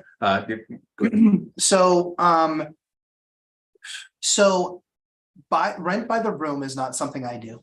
Rent by the room is a challenge because some towns it's outlawed. Some towns just flat out don't allow it. And if they catch you, you're in trouble. And trouble means like they can evict your tenants. It can be a really hairy mess. And so what I try and do is I don't try and talk to the bank a lot about necessarily the strategy from a perspective of I'm going to go roommates, or I'm going to go this, or I'm going to rent to only families, or I'm going to do this, or I'm going to do that. I talk to them much more about this is the opportunity I see in the market, and this is how we're going to approach it. So, so to answer you, the question is, I don't necessarily share that with my bank. I think that the more information you share on that perspective is the higher likelihood that they just say, no, that's not, we don't want to support that, or we don't want to do that. And it becomes then a football for them to give them a reason to basically deny you. So everything that we rent out, even when we go roommate, it's people are all on the same lease. It's not individual leases. So everybody's on the same lease, and that way everyone from a typical lease is everyone's then joint and severably liable, which means that if one of those people trashes the place, actually everybody on that lease is responsible. It gives you a lot more opportunity. So I just actually went through this exact scenario with Marina, who just closed on a duplex. The top level of her duplex is a 3-bed, 1-bath that she's going to rent by the room to tenants who don't know each other. And so there'll be common areas. And so there'll be leases that are a little bit different than if it was renting the whole unit out to one person. So when we were going through the lending process, we informed the lender that we're renting it out by the room. The lender just ran it based as if it was rented out as one whole unit. So we looked for like what comps were in that area and what you could rent it for as a long-term rental to like a family. Even though the rent by the room strategy will actually get you more, they just went for the more conservative estimate of what the long-term rental would be. And so that's how that lender handled the situation right there for using those projected rents towards the debt to income ratio on the property and the payment. Yeah. Thank you, Matthew Paris. I wanted to say that. I was looking for a question to make sure I don't miss it. Here we go. Well, I got a clarification on the question we had earlier on the what do you think of 2 1s? Yeah, okay. Yeah. So buying the interest rate down 2%. Okay. And then 1%. Oh, yeah. Right. The step down, buy down. Yeah. So what is your thought on interest rate buy downs? Like that? So it's a math equation. So I won't break everyone's brain, or most people's brains with going through the minutia of the math equation, but it's a fairly, I'll simplify it as best I can. Anytime you're looking at a rate buy down, you look at what the cost of that rate buy down is. Is it a cost of rate buy down that you have to do yourself, or is your seller doing that? Would they still give you that same concession in some other way? And at the end of the day, the thing you want to make sure is that it still hits all of your target metrics after the rate buy down is gone. That's the mistake that people make, is that they look at the number and they're like, look how much I'm making now, but where is the buy down in 2 years? And is there any change in the effective interest rate after that 2 years is over? Is there any sort of a reset? If there is, absolutely not. If there isn't a reset and it's really just 30-year fixed rate debt mortgage where it's a 2-1, and then basically now year 3 is your normal payment, just base everything off that first one. And what I do like about it is that it actually allows you to save, don't use that money, save that money more in the maintenance, in the expenses part of the PITI, principal, interest, taxes, insurance, expenses. save that money in the expenses category because it will give you a cushion in case something big happens. And quick break, we're gonna take a 10-second break on Matt's camera because I gotta swap the battery out for him. Oh, okay. So we're not going off. We didn't have a good tech plan for this today. And that's 100% my fault because Dion and Mike came prepared. I did not, because We had to not bring used enough traveling. stuff for your stuff too. That's true.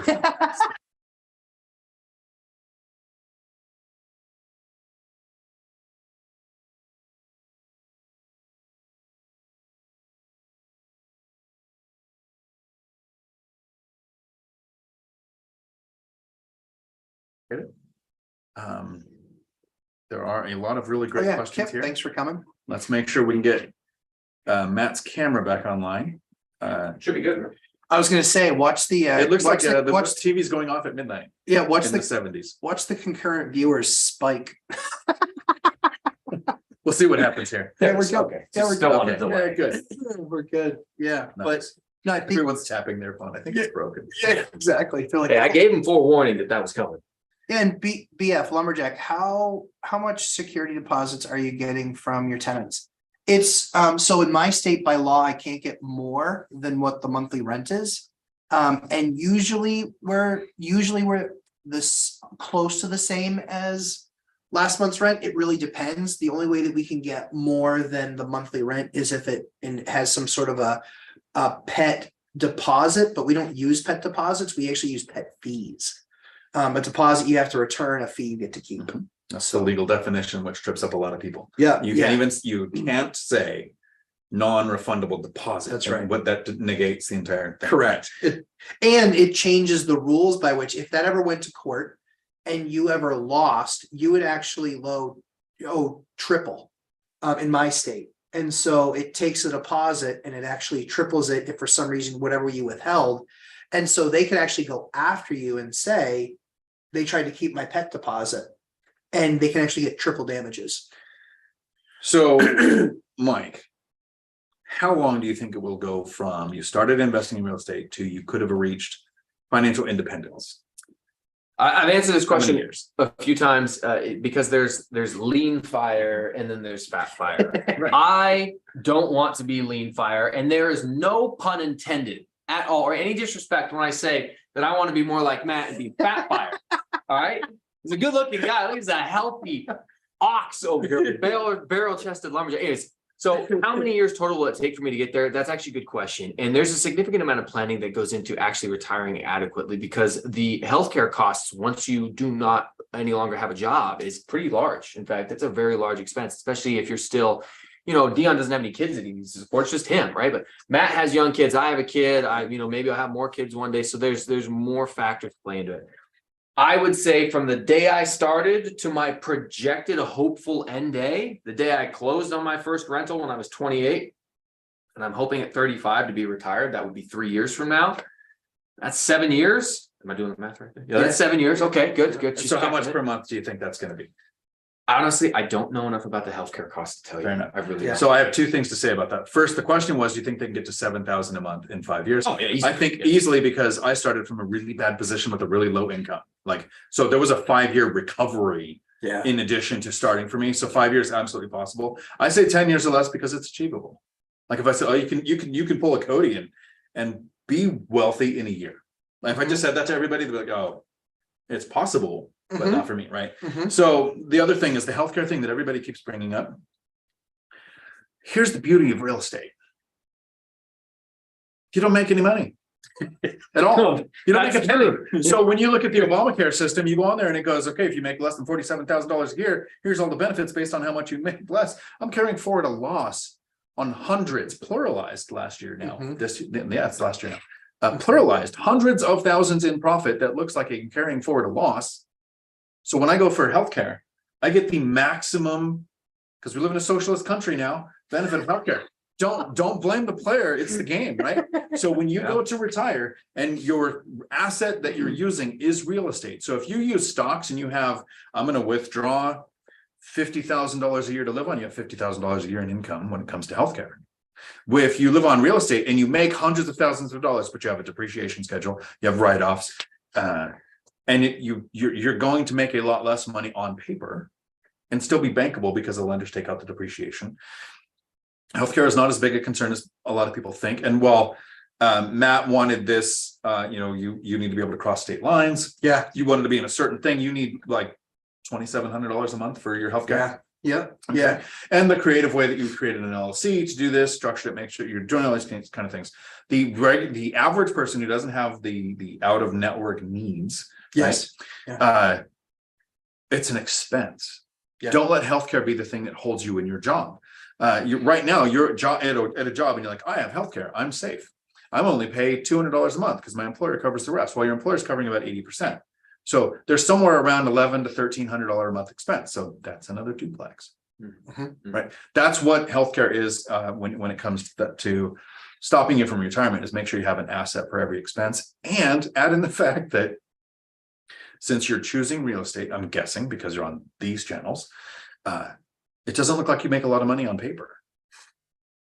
If your question had been, how long will it take you to make $7,000 a month in straight profit? I'm just coming into year 5 right now. I bought my first rental 2018. So I'm in year 4, approaching year 5. I'll hit that this year. So Nice. within 5 years for me, at least. Sweet. So what he just did is volunteer to buy breakfast. It's on me. I'm starved. You don't want to go where my realtor's sending me tonight. No, We're going to the Denny's across the street. I wouldn't even treat me that well. I wouldn't. Exactly. Jay, I hope you're watching.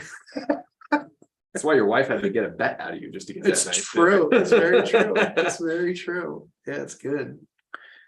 So there's a question here on how do you assume a mortgage? So I have I assumed a mortgage before? I don't think I haven't assumed a mortgage. So assuming is different than sub 2. Sub 2 is not your credit, not your credentials, not your cash.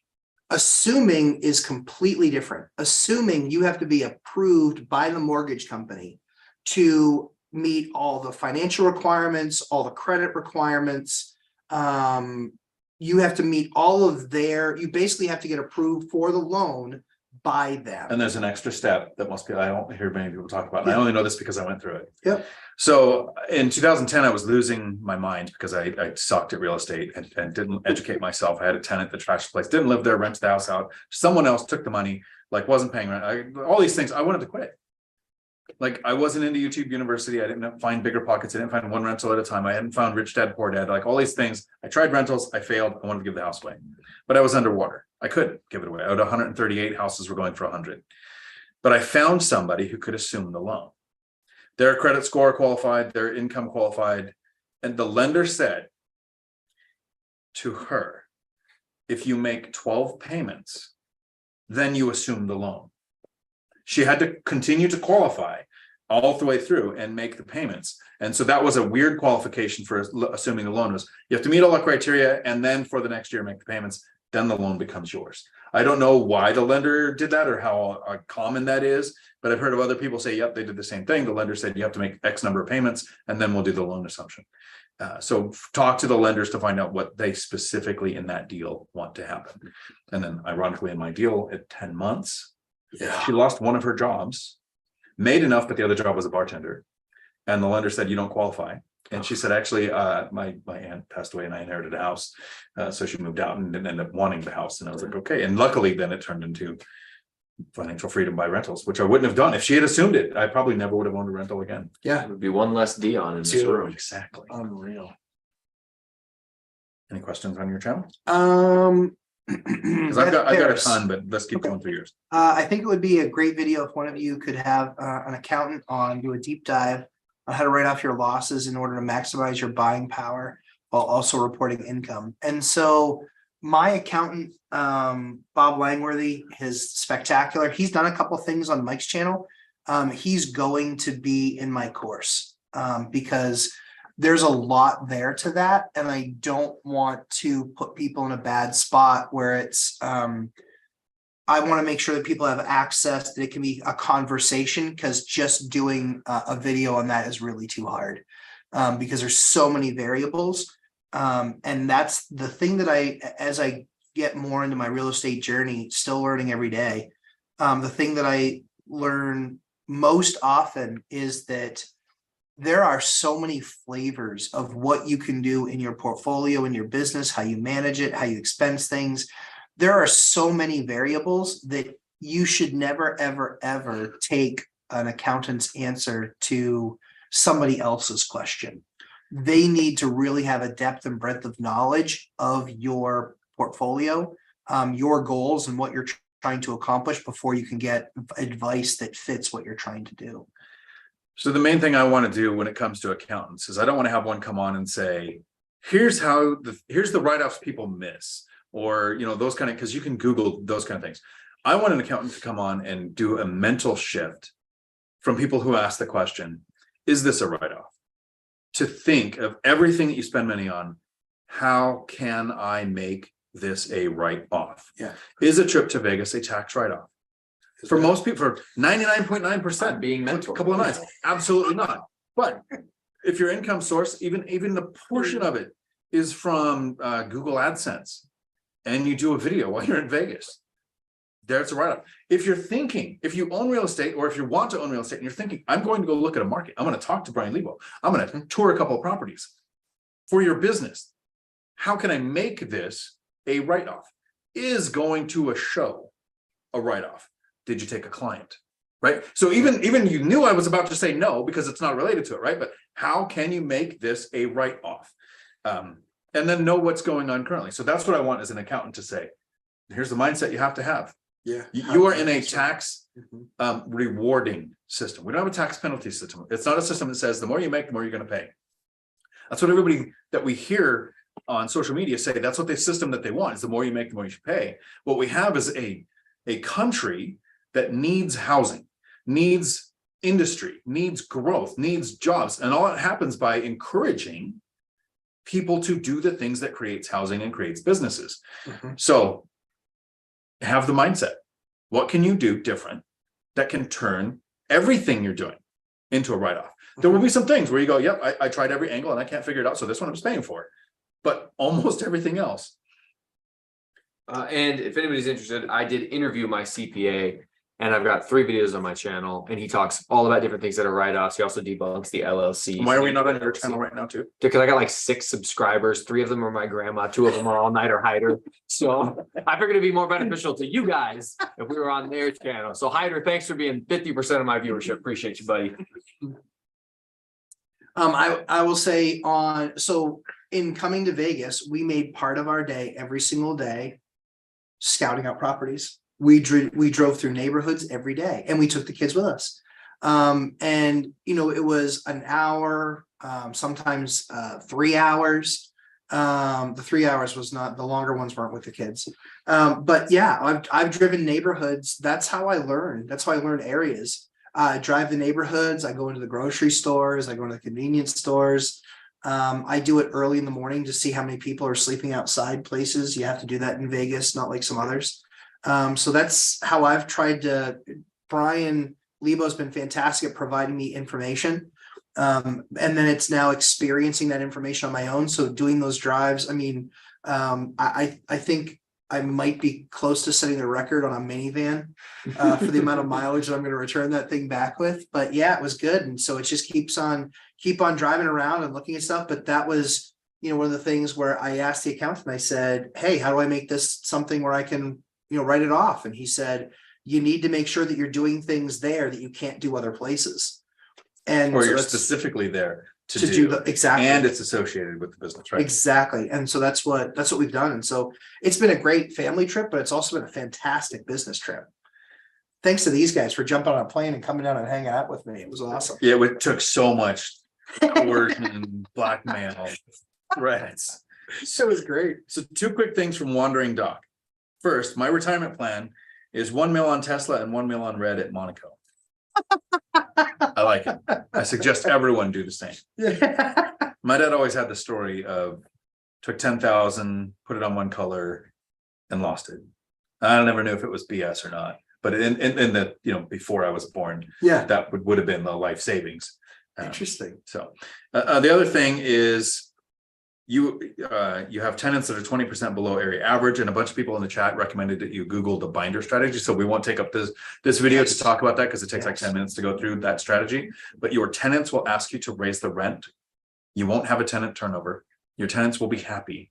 I think it's the reason why I'm trying to share as much information is because I came up with a strategy where landlords get to feel ethical. You're not just kicking tenants out and raising the rent. You're just maxing out the rent increase. You don't have a bunch of turnover, so you don't have the expensive rehabs, and you're including tenants in the conversation. So binder strategy, Dion talk. There's a few shorter videos.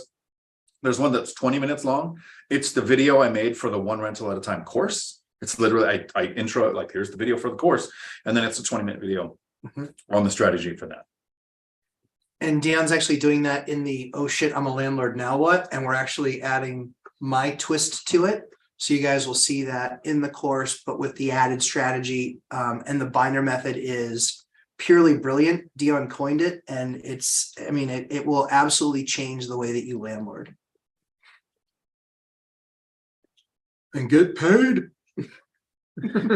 Okay, we've been almost 2 hours. Yeah. So it depends on how much time you guys want to spend in Vegas here. We can go with some great questions. I'm good for how long. Yeah, we can go to the like 18 minutes, and then Okay. I'm starting to get hungry. Oh, Fat guy needs some food. hangry. And I think I think it was Mark O'Shea. I think he called it out. We look like an Oreo.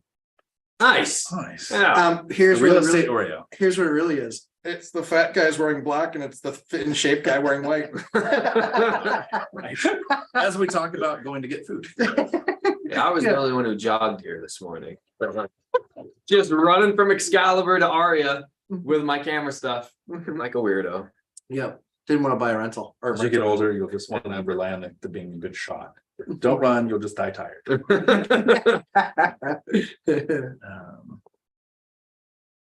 Making sure there's no questions here that I'm missing there. Chester Williams did ask me to explain the difference between lean fire and fat fire, because I had mentioned that earlier. So there's people who, the fire movement, I believe, kind of started in the stock environment where they would get enough dividend paying stocks or enough of a worth in stock portfolio where they could withdraw down the 4% and then live off of that. Well, so for lean fire, what it is the goal was to figure out what all of your expenses were to live, like your bare minimum living expenses, like a little bit of gas for your car, your housing payment if it wasn't paid off, and your food and that type of stuff. Like, okay, and what's the smallest amount of money you need to make in order to cover all of your base living expenses? And that's considered lean fire, just barely scraping by.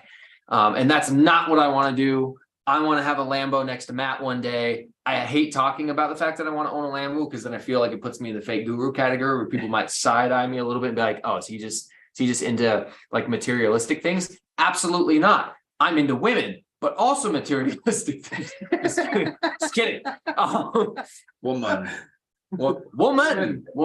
Yeah. Right. Anyways, Yeah. no. But like, I don't want to but I want to be able to travel. I want to be able to go to New Hampshire and visit him. I want to live in Florida. I want to go to the beach. I want to do some more things in my life, because part of my journey, my personal story has been 3 decades of delayed gratification. I grew up unbelievably poor. My mom had a job that I can't say on YouTube because I don't want to get both their channels demonetized. Not mine. Maybe I could say it here. There was illegal things that happened in and around me. I did not have positive experiences with the police. Never thought I'd be a police officer. So I had this very, very, I grew up on like hot dogs and microwavable hot dogs and canned tuna. And a hot dog bun was a luxury I never knew till I was an adult. We just took bread and folded it in half. When Matt bought his Fiji water this morning, I judged him because I walked in there, they had Smart Water, they had Fiji, and I was like, where's the Dasani? Where's the Aquafina? Because I got to buy me some poor man's water. So yeah, like I want to live fat fire and live the life of luxury of Fiji waters. God forbid, maybe I'll find Voss, Yeah. Just saying, like, Yeah. And how much was your water? Okay, well, because I bought it from the Aria, Just the water check. was like $6.50, Yeah. but Matt's was like $8.50. No, 7.25. Okay, Yeah. whatever. Anyway, so the difference between lean fire is, yes, you are technically financially independent, retired early. You do not have to work anymore. And then there's fat fire, which is financially independent, retired early, and you get to live, and I don't want to say necessarily in excess, but you can do the things that you want, which is what I think of when I think of financial freedom. I personally think everyone's goal should be fat fire, at least 4 times your living expenses. Better safe right? than And sorry. I totally agree with that. There's like 7 tiers to fire because it's a movement, It's not like, like they don't have fire memberships, right? It's financial independence, retire early. There's Coast Fire. That's where you invest in enough assets to where if you work just a kind of average job, you will have a great retirement because your assets will make you financially free by the time you retire. There's Barista Fire, where you can work part-time and live a frugal life. There's Lean Fi, where your work is optional. So now you can start looking for the job you want instead of the job you have to do. Then there's Fire, where, yeah, you have a couple times your living expenses coming. You found out what your freedom number is. You don't have to sell your life 1 hour at a time to get it. And then at that Fat Fire thing, it's where eventually some of us feel stupid going to work because there's so much money coming in that you don't have to work for. That, yeah, we've been in growth mode for decades. We've been like, okay, how do I get the promotion? How do I get the better job? How do I run the department? How do I grow the next thing? How do I get the next rental to, wow, I'm only going to be here on the upside, maybe 100 years out of the billions that this rock's going to be spinning around in space. Maybe I should enjoy it. Yeah, that was a subtle hint. I mean, and it's really funny. You'll probably eventually see me in a Home Depot plumbing department, helping people find stuff that they need to fix a leak. It's one of those things where and I'll probably do it part-time, but it's one of those things that I've always kind of enjoyed, was that there was always like guys that were there that weren't necessarily very good at it. And they're just like, yeah, where can I find a fitting reducer? I'm sorry, a what? Yeah, okay. And so it's one of those things that I think would be kind of fun to do, like part-time when I retire, is literally pick up, a shift every week or so at the Home Depot and work in the plumbing department and just help people fix their leaks. Yeah. So that would be what kind of fire is that? Lean? No, it's not lean. I'm bored and went fire back to work. Yeah. So, Yeah. and that's the thing that you have to really be concerned about is, Zuber retired. Yeah. And about 6 months in, he said, all of his purpose had been coming from work. Yeah. And these are his words. Yeah. He said, I felt like a loser. Yeah. And so he was on the cusp of going back to work. And then he thought, well, I'll write a book. Mm-hmm. Maybe there's other people who could do what I've done. And he found purpose in sharing his story. Yeah. So it's retire to something, not from something. What are you retiring to? To me, it's a lot of nothing. And I'm okay with that. Like, that's the goal. But you said it last night. People don't understand the amount of lazy that actually exists in somebody who's really working hard to make the life where you can be lazy. Yeah. And lazy might just be spending a lot of time with your kid instead of at work. Yeah, exactly. Right. So what are you retiring to? Yeah.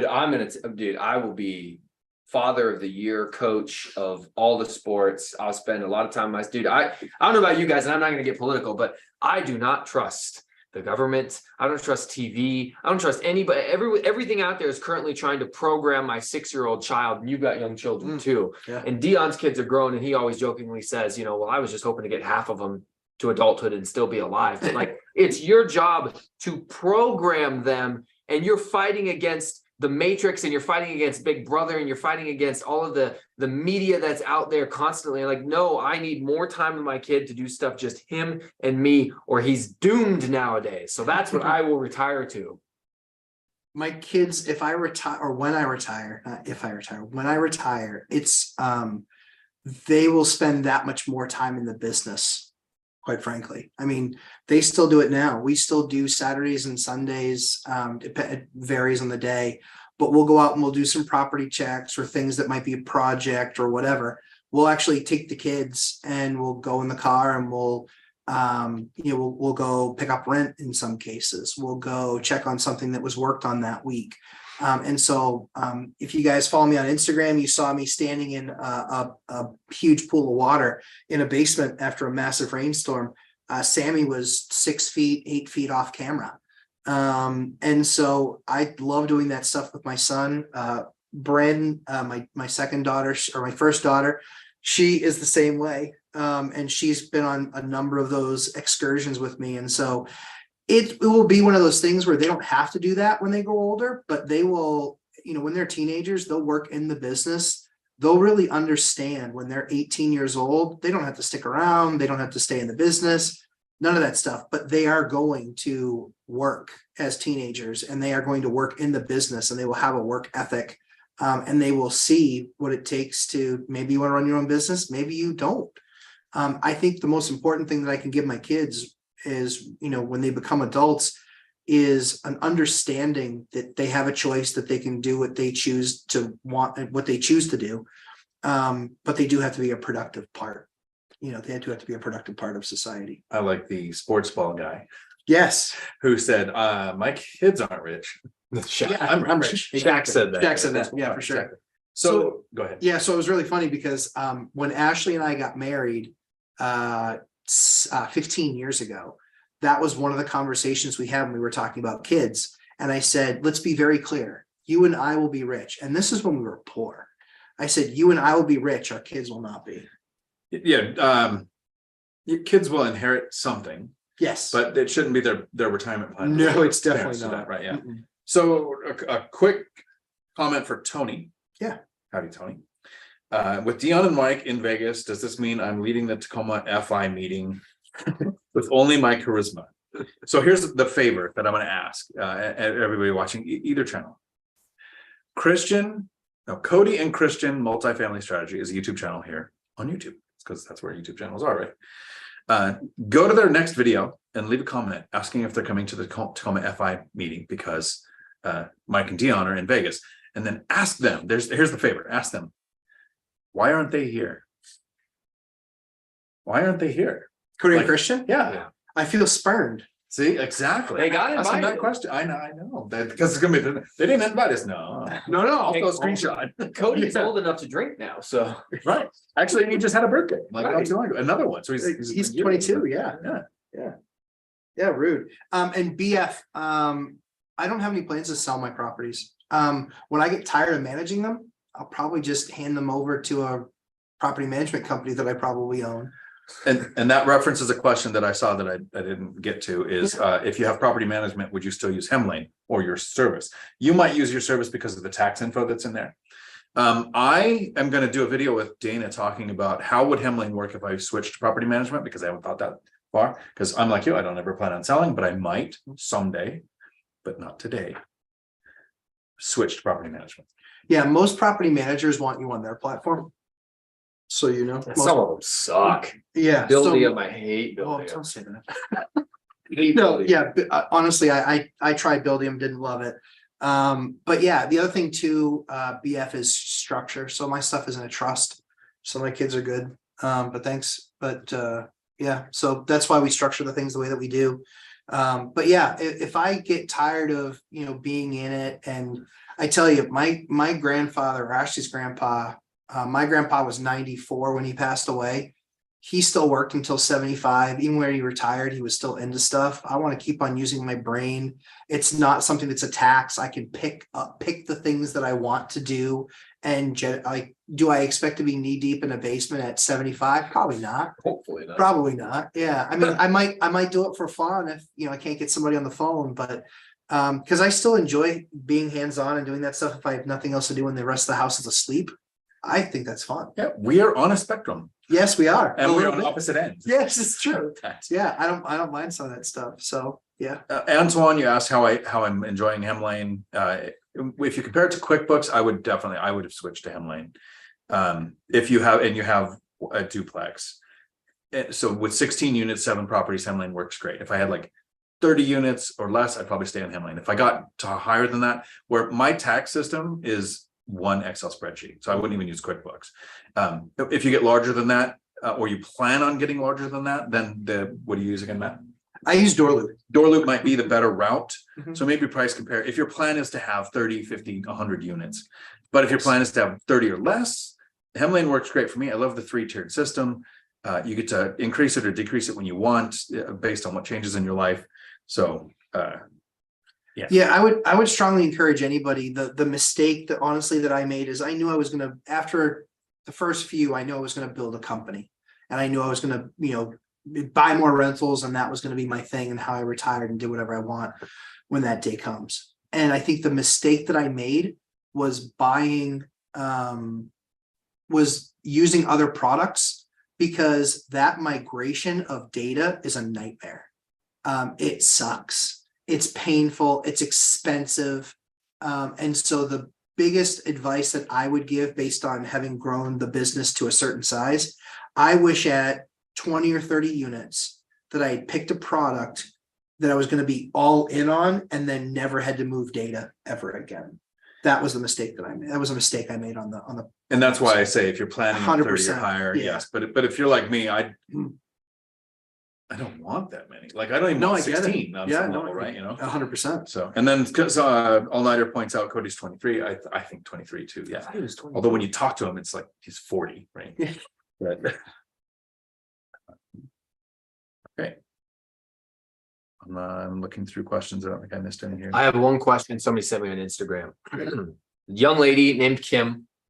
Okay. She's right now working in California. It's a really good paying job. She wants to move back to Bend, Oregon. Very expensive market. She wants to house hack. She's frustrated because she can't find any good deals in her area for house hacking.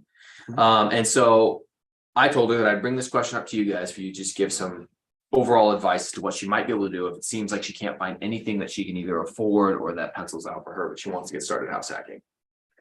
So I have a friend, Jared, who purchased a duplex in Bend. And one of the good things to know is if you're owner occupying a small multifamily, the rent control might not apply. I won't say won't apply, might not apply because you need to know the laws for your area, talk to an attorney. For him, it doesn't apply. So that's one of the benefits to it. So the first question is, Kim, how are you looking for your deals? What asset class are you looking at? Are you looking at house hacking a house where you rent out by the room? That's very different than are you looking for a house with an ADU? Are you even looking for houses with ADUs? Because a lot of investors go, I want small multifamily, which in their brain says duplex, triplex, or fourplex. So the question that came up earlier is, how do you find those? Is there a website you go to? All of my deals are from the MLS. So through agents, I have at least 3 agents with auto searches set up. There's not like I don't use Realtor, I don't use Redfin, I don't use Zillow, I don't use any of those websites because that's dated information. All my stuff is from the MLS. You can do mailers, you can do driving for dollars, you can do what Cody and Christian do, where they find the owners, build a relationship on learning from them. Like they've got a great strategy. Like there's all kinds of ways. How are you looking? Because a lot of people say, I can't find deals, there's none there. How are you looking? And what are you looking for? If you're looking for small multifamily, is that what the search says? Small multifamily, duplex, triplex, fourplex? Because then you're missing, the listing agent might call a house with an ADU, property with a granny flat, or a mother-in-law house, or a JADU or DADU, accessory dwelling unit, auxiliary dwelling unit. We can't control what the listing agent's going to put it out there as. And then how are you not running the numbers on house hack? A lot of people look at the house hack and they go, well, it's not going to give me the yield on that because I'm living there. That's not how it works, right? We run the numbers as if we had moved out and all of the units were rented. So if you're renting by the room, that room is rented. If you're doing a small multifamily, that unit is rented. And so that would be there'd be a lot of follow-up questions on what do you suggest, and then draw a circle from Bend, Oregon, or whatever city you're looking at moving into, if someone else, and draw that circle out, and eventually you find an equilibrium as prices and rents try to hit an equal state. And some areas, like in Sacramento, it's 2.5 hours of circles out till you hit Fresno, where Zuber invest. For Seattle, it's you get into Pierce or Snohomish or what is Everett? Is that Snohomish? Okay, so you kind of grow out into you're out of King County by the time it starts to make sense. The more expensive the area, the more impactful and important house hacking is. So run the numbers like you're already out, even though you're living there. So you're not trying to figure out. When we run the numbers, we're not actually trying to figure out what's the dollar amount I'm going to make. That's the cash flow. Yes, we worry about that. We're looking, what's the yield, right? And what's the yield after I'm not living there? And what's the yield? Like a lot of people talk about your cost to acquire, but nobody runs the calculations planning on there not being a mortgage payment the first month you own a property. So your cash flow is usually a little bit better than what you're expecting, but we don't run it that way. We want to run conservative numbers and make sure, because we're just trying to compare apples to apples as much as possible. What's the best deal to pursue out of the ones you're finding? So do you have multiple agents with searches set up? Because if you don't know what's on the market there. One agent is not going to send you all of the deals. They will eventually, right? If they stay on the market long enough to find you, but that might be an area where, like you said, the medium ones here in Vegas are just gone off the market quick. Yeah. The luxury sits longer and is seeing drops. So there's a lot of things to take you through there. Hopefully one of those help you get to where you're going, and join local REI meetup groups and find out how the local investors are investing, because somebody's doing it successfully there. Yeah. If you want to go kind of next level, Dion touched on it very briefly. It is, and I've done target stuff on this. You can actually get like Batch Leads is a phenomenal product. That's actually the one that Pace Morby and his crew use. But Batch Leads is an amazing product. You can actually get a trial. I would look in the area and I would do a lookup on dupes, tries, and quads, any owners that you have there. And then you can actually create a letter, send it out to them. A lot of people say, oh, I don't want to spend the money to do that. If you spend $200 or $300 finding a deal, that is awesome. Right. Like a legitimate opportunity at a deal. And then you can actually market to only the people that are dupes, tries, and quads, and see if you can potentially get an off-market deal, and you can create your criteria that says, I only want to do, people that have owned something for 20 years. So seller financing becomes an option. These are all fantastic things. And then Dion, I got a question or a comment on my channel that I think is silly. So let's do it. Okay. Before we wrap up, ahead. though, I have Yeah. one question from Tuesday Okay. that I said, that's a Matt question. Let's do it Okay. here. And it came up today too. So We'll do that for sure. BF says, terrible idea to start house hacking in 2023 when prices are going down. I responded to the chat. So BF's had some great questions today. You want me to give me a second? Well, because I don't want It's just silly. I'll say it. It's offensive. It's like multimillionaire, soon to be multimillionaire. All of us house hack. Very close. Very Yeah, close. that's what I'm That saying. video's coming. But yeah, exactly. He's close. So we've all house hacked. You're wrong. Over any period of time, you're wrong. House hacking is by far the cheat code to wealth. It's better than any other real estate investment strategy, period, end of story. It's the best. And the comment that I keep seeing is, while prices are coming down, show me that. Show me the price, the property that's worth what it was last year. I'll pay cash for it today. Like, that's not a thing. Yes, there are some of the big markets where we saw this huge spike where you can't find a cash flowing deal, even if prices came down 20%. Yeah, okay, those are probably going to come down. But that's like 98% of the market you're missing. Right. And the fact is that person that's house hacking, they are qualified to buy a house hack. They are not qualified to buy a house that's not hacking. And that's the difference. It gets you on the ladder. And the big stocks that make up the Fortune 500, like the top 10 are down 50%. Yeah. So is this the time to buy stocks? Because everybody's like, oh, it's got to go up. No, it doesn't. It can, right? And the projection that prices are coming down while we have the biggest inflation, and we just did another almost couple trillion dollar 1.7, creation of currency that just didn't exist a month ago.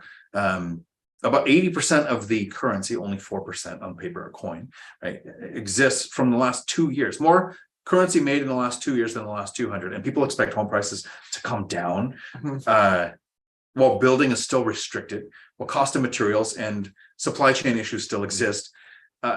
So it's a good devil's advocate. So if that's what you're going with, great. Like, yeah, that's a bad idea. But if you're telling people not to house hack, because what's the better alternative? Yeah. To continue to pay for your own house, right, to pay rent. You're paying someone else's mortgage. 100%. So BF, I saw in the comments that you said you have a ton of cash flow. So here's what I think we should do. I'll put 10 grand in an escrow account. You put 10 grand in an escrow account. I will find somebody. In fact, if this girl wants help finding a place to house hack, I will help her find a place to house hack, and I will prove you wrong, and I will bang you up.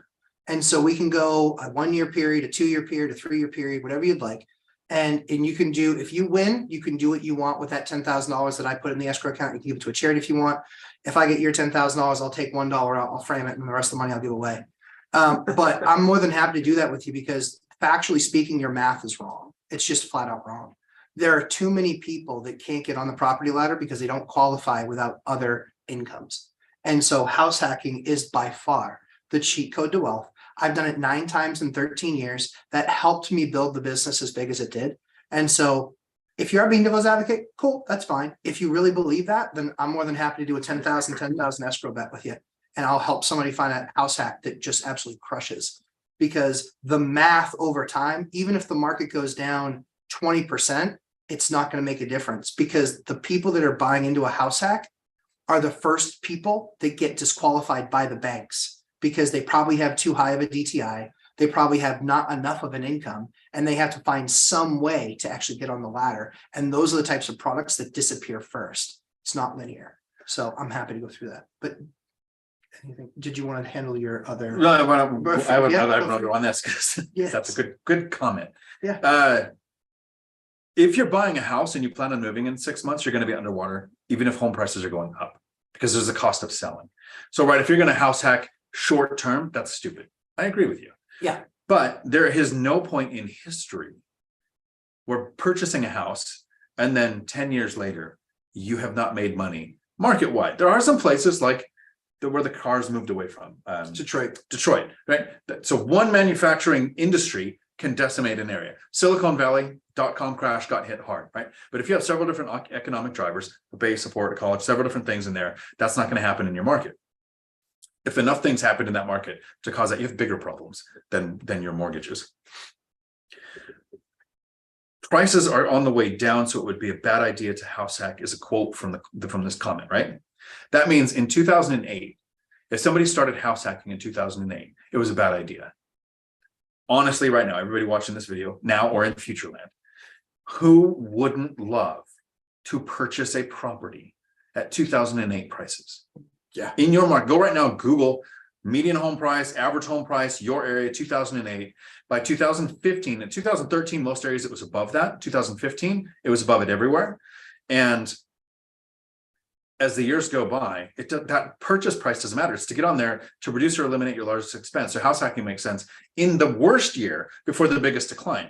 And for the last 10 years, consistently, every couple of weeks, there's been a reason for a housing crash.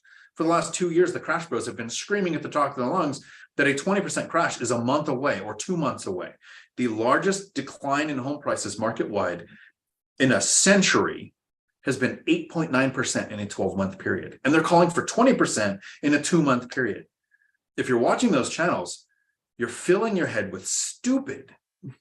That doesn't make you stupid. It's you're filling your head with stupid. Right. Like, this has never happened.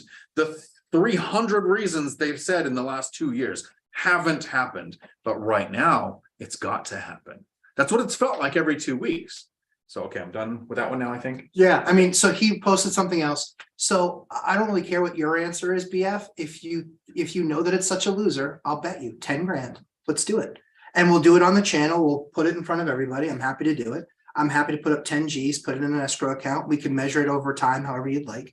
I didn't get a chance to respond. BF, Thank you. Marina just closed on a duplex. My girlfriend Marina closed on her duplex December 17th of last year. So unless you're saying that there's been astronomical changes to the market in the last 3 weeks in 2023 versus December 17th, 2022, we got a video coming on my channel that shows all the numbers and everything like that, outlines, but it's a great deal. It's one of the best deals I've seen done in the Seattle area in a very long time. So when I said to you, I'll give you the benefit of the doubt, maybe in your market, it's a terrible time to buy. I think that there's probably opportunities everywhere as people panic, but I don't know Vegas. But then you came back and said something about you're talking about all markets nationwide except for Pittsburgh. I don't know what Pittsburgh has going on that makes you happy about it. The new 3% rent control, even on new builds. That's how stupid they went. Wow. Go ahead. That's crazy. Point is, in every single market in the country, there are people who are investing successfully and people who are not investing successfully. And to Matt's point, I guarantee you he can go find and negotiate a deal on an expert house hack in Dover, New Hampshire. Mhm. And to Dion's point, he can go find and negotiate an expert house hack that he was looking at last night in Tumwater, Washington. And I could find one in Gary, Indiana. They're out there if you connect with the right people. Or, you know what? Be a loser and don't. Okay, Wandering Doc made a comment that I have to reference before I get to the question for Yeah, Tuesday. okay. He said, I can imagine making videos stating my net worth and then having one of my girlfriends or ex-girlfriends watching it would feel uncomfortable. It's a freaking amazing. I can't put it in any other words that my exes might have to. This is how petty I am. You know how you get those when you start to own properties, people call you or text you, I want to buy your property, email you, whatever. It's like, hang on, you have one person. And I send my ex's contact info so that she constantly is reminded that I don't have to work so well. with my millions. Okay, so anyways, petty jokes aside, here's the question from Tuesday. How do I, as a new investor, get my first residential commercial property? And I thought, so since I haven't owned over 4 units, I own property, I've only owned residential property. I'm not the guy to answer that question. but I know somebody who's owned more than 4 units on one property. Yeah. So Yeah. what are the things that you think about when you're buying that first residential, but commercial property? Yeah, so the first thing is you want to talk to banks that understand your profile. There are prepare to be snootified. And that is a technical term. You have to understand that when you're talking about even a residential buy that's more than 4 units, so it's 5 or larger and it's considered commercial. Again, unless you're VA, and then VA you can do 5, but let's just call it 5 and larger for unless you're VA. The thing that you'll have to remember is that typically that banker is used to having a conversation with somebody that's buying a real commercial unit that's usually millions and millions of dollars. Usually that's the case. The problem with that is you might have trouble getting them to actually engage with you, believe it or not. So what I would encourage you to do is have your complete profile of who you are, what your money is, what your income is, like have something built out where you can call and have a conversation with somebody and say, I wanted to call and introduce myself. This is basically generally, this is what I'm trying to accomplish. And then if they say, and then you say, is that a type of loan that you would be interested in or a type of loan that you guys would do? If they say yes, say, fantastic. Could I get your email address so I can kind of send you my particulars? And then would you just let me know in the next couple of days that if this is something you guys would like to pursue? What you'll find is that will save you a ton of time. It will make sure that you're aligning with the appropriate lender, and it will ensure that they know your story going in. So they're going to know not to ask, well, please send us your PFS. That's not going to apply there. You're buying your very first residential commercial property. So there's a lot of things like that if you set yourself up like that, now what you have to commit to is I would be looking at your local area. I would be looking at other banks, all the small banks, typically that have less than $2 billion AUM, assets under management. So, and you can find that online, just look around. But as you do that research, you'll probably, hit maybe 10, 12, 15, 20 banks.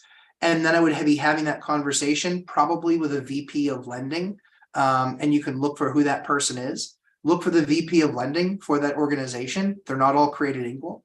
And that's how I would do that. I think that gives you your best chance at winning and getting the right partner for that deal. And that's why I had Matt answer that question and not me. The one other thing to consider, if you're looking at commercial and you want to go up to 8 units or less. So the 4 unit is you're absolutely right. That's residential. And that's what I've done. Because the biggest determiner between me on residential versus commercial residential is fixed rate debt. I will not do balloon payments. I will not do adjustable rate mortgages. And so I've stayed at 4 units or less. But recently, Convoy Home Loans and I believe Velocity Mortgage have lending options on up to 8 units. That is 30 or 40-year fixed rate debt. BF said he wants to join us for lunch. Apparently, he lives in Vegas. He does live in Vegas. Yeah, that's his market.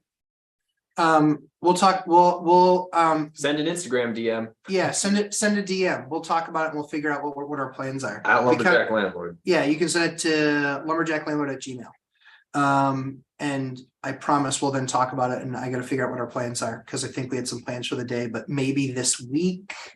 So Mike wouldn't be there, but Dion and I might. Nobody likes me anyways. That's not true. That's not true. He drastically brings up the pretty quotient. Let's try and go get arrested. Should not get arrested. Bro, I know. That's on you guys. That's on you guys. I still need my job. I was gonna say, and that'll happen soon enough. Guys, it's been awesome hanging out and doing this in Vegas. Now we got to do it more often. And if you guys also subscribe to Zuber's channel, because when we get to 50,000, party on Zuber. Right, we get to spend more of Mike's money. Yeah. Awesome. I'm going to wrap up here, and then we'll have closing comments on the Lumberjack Landlords channel.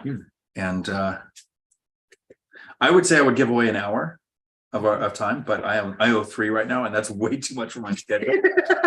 So if Phil, Tiffany, and Cody, I think is the third. I have memory issues. Let's get together and get those hours done. And then someone does this at the very end, and it always catches me. Yeah, we're about to end the No, live which is stream totally on great. yours. My Jump to problem Matt's. is with when I was doing a live stream one time and somebody super chatted at the end, Yeah. like I hit the button, saw the chat. I Oh, yeah. felt horrible because I get it. Here's a question from Frank. Yeah. Howdy, Frank. Is are awesome, Matt. We need you at HD. They used to Yeah, hire love to. retired pros called homers That's right. to work in plumbing and electrical, that new stuff. So McClendon's does that. And in our area, if you're shopping homes, Lowe's and Home Depot, it's you. Yeah. And even finding somebody to help you know where it is in the store, it's you. Yeah. So you just grab a power tool, start doing something, they come and find you. Yeah. But at McClendon's, you go in there, Especially the they know their chainsaw. stuff. That Especially the guy, chainsaw, yeah. I went in, that's where I came up with the idea of solving the issue with rodents constantly eating the drain lines because they were getting the plastic. Yeah, Take the yeah. poison out, makes them thirsty. Yeah, yeah. Did it again. Yeah. And Lowe's and Home Depot, we have nothing for you. We have no way to fix it. You go to McClendon's and they're like, oh, you take this Conduit. electric conduit, Yeah. and you put the drain through there, and I was like, oh, you solved my problem, and it's in a situation where you can't even tip the guy. Yeah. Yeah. So cool. Yeah, we need you to go and work at one of those. I would, like I said, it's definitely something that's gonna Go to Lumberjacks. We're still on his channel. Go to the Lumberjacks channel. All right. Until my next video, thanks for coming to my Dion talk. And it sounds so weird to do that when there's no, and the number you've called. Yeah, exactly. But yeah, we've got Mike is here for another day, so we're gonna do some fun stuff today with our families and still definitely talk real estate and wait to hear back on some offers that we've all made. But yeah, we appreciate you guys coming and hanging out. Always appreciate the great questions, also appreciate the challenge in some areas. In all areas, I appreciate challenges. But yeah, it's good. Like at the end of the day, the reason why I'll never shy away, and I think you guys are the same way, the reason why we won't shy away from a hard question or a question that we disagree with is because we know that people are, as they're investing, they're going to get those questions too. And so we want to make sure that, you've heard our opinions on it. And again, it might be different for you. It might not be different for you, but that's why we kind of like to answer those questions. That's why for me, if you guys ever really want to, see what a 7-year-old I am with a decent vocabulary for a 7-year-old, you can just check out what I'll post in notes and things like that against some of the responses. Because again, I can only share with you my journey, and I can tell you that house hacking made me a multimillionaire. And my belief is that by the time I fast forward to retirement, that will probably, just the houses that I house hacked will probably worth about $10 million is my guess. So that's where that could end up. Did you see something else on yours? No, I just need, somebody asked what channel they were on. Oh, okay. Pallavi says, thank you, Matt and Dion, Mike, for great information show and your precious time. Yeah, we're happy to do it. We were actually excited to do this together. And so it was my fault. I was the late one this morning. So that's why I sent out the short on us in the elevator together. We were coming, we were just a little bit behind. Hyder, good to have you here. Phil Nealon, great show, fellas. Thanks, Phil. Appreciate you. Exciting news this week on Oh Shit, I'm a Landlord Now What, which is my course. Exciting news this week. We're coming out with a hard date of when everything is going to be available and all the stuff that we're going to be doing. So excited to have you guys participate and be in that course. I really fully expect that will crush and just change lives, which I'm really thrilled about. And for those of you in the boot camp, it's going to be a blast. Basically what the boot camp gets you is it gets you the course and me for an hour a week, actually going through what that module was and answering your questions live. And as you guys hear us talk a lot, it's all about iron sharpening iron and us getting better at our trade and being an investor.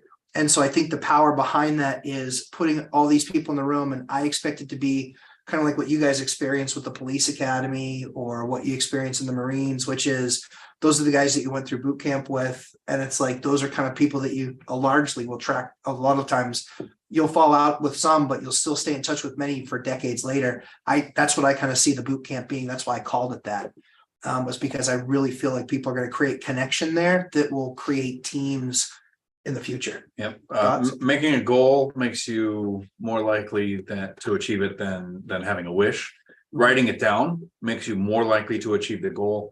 telling someone else your goal makes you more likely to achieve it. So those kind of accountability groups are huge. It's one of the reasons why I interact with guys like you guys. I tell you what I'm thinking about doing or what I did, and that honest feedback from somebody else who's either done it or trying to do it at the same time makes it a lot easier to continue.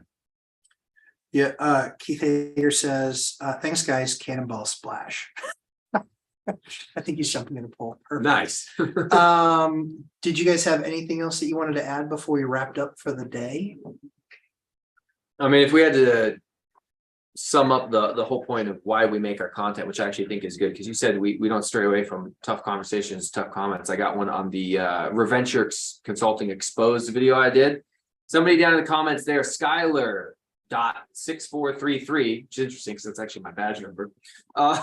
He goes, you guys seem to be a little jealous of Reventure Consulting, and you're all trying to piggyback off of uneducated economists with super chats to advertise and build your own audience. What are your thoughts about that? I think you're an idiot. First, the super chats on Uneducated Economist is to help out him grow his channel. That's right. It's to help him grow his algorithm. Correct. We're actually offering to help him with our knowledge. Say, hey, you want to look at real estate? Connect with us. Here's how you do it. Share your story with people to get the information to more people. There is no one in this room or in our community that's doing YouTube to make money. Yeah. Right. Like What I made last month in YouTube is not gonna, it doesn't cover the buffet that we're gonna have this afternoon. It is a laugh. And at the end of the day, I met Simon a year and a half ago. I did some collabs with him. I like him as a person. I think he's a really nice guy. I think he had a tough time with the great financial crisis last time with the house. I wanted to help somebody in his position where he went through that struggle and help him, become a real estate investor, because he said that was something that he wanted to do. So we had a bunch of conversations about that. I support his channel with super chats because I think it's a really key and important thing that more people watch somebody like Simon. And I know how the YouTube algorithm works with super chats. It actually brings more people to the party. Not that he needs my help by any stretch, but I know that it means something to more people that are able to get tuned into somebody like Simon, where they can really better understand how the economy works and better understand kind of the state of things. Cause I think he does an amazing job at that. So yeah, at the end of the day, I mean, you guys, you can think whatever you want, but I think you're a tool bag. So if we look at YouTube and we think, okay, so what we're doing now, we probably do 5, 10, maybe more, because we edit some I do right? 3.5 to 4 hours a week. Right. Okay. And so you make a couple $100 on YouTube. Yeah. Let's say we can get up to 2,000. Okay. Right. Or you buy a property. Yeah. That gets you a couple thousand a month. Yeah. And appreciation and principal pay down and tax benefits, and restarts another depreciation cycle that you do like a couple of weeks. Let me look at the inspection. Let me talk to them. Let me negotiate, and you get that done. And then for the rest of your life, you maybe handle 2 or 3 text messages a year and an email for thousands a month, right? This isn't us trying to grow a channel for monetization to make money. Yeah, I mean, you want to be compensated for your time, but the goal is, how many people can we get this information to? Yeah. That's what matters to me. Yeah, but I think at the end of the day, the things that we'll post, look at the comments that we'll post on UE. I like Simon. I like him as a person. And quite frankly, some of the best people in our community are people that I met in following and having discussion on chat boards on UE's channel. All Nighter, Hyder, Matt Bittner, like they're some of the best guys in our community. So yeah, I mean, at the end of the day, it's about networking. It's about meeting new people. It's about having different ideas. It's about learning things. So, yeah. So I had a thought. Yeah. So we're on uneducated economist, Yeah. talking, asking questions, supporting, right? The commenter said it was to grow our channels. Okay. Do you think we watch Reventure Consulting and make, expose pieces, or was it real estate mindset? Yeah. To say, look, if you don't own rentals and you don't understand the industry, maybe don't be the person trying to give information to people. Yeah, usually that works. And I think that's the other thing too, is it's like, I'm not jealous of Nick at all. I'm far more handsome. And at the end of the day, if we're keeping score, I know I make a lot more money. And so what's to be jealous of? I think at the end of the day, my biggest concern is I know far too many people, and if you actually had a channel and actually tried to help people and got feedback, here's what I can tell you. I get a ton of emails, people telling me that they watched those crap channels and that they didn't buy, and now they can't. And so what it did was, when they didn't buy at that time in 2020 or 2021, it's now going to take them out of the cycle for 2 or 3 years. That means that they're stuck wherever they are for 2 or 3 years. And if they're renters, the rent's going up. Life isn't going to get easier for them. Life is going to get more difficult. That's my concern. The only reason I have a YouTube channel is not because I need fame. It's because this is the easiest way to help the most amount of people. If I stopped YouTube tomorrow, we would still hang out. We would still chat on the phone and text each other and do all that stuff. It's really just to help the people that are just beginning, or the people that have begun and just want to get to that next level and kind of skill up. That's why we do this.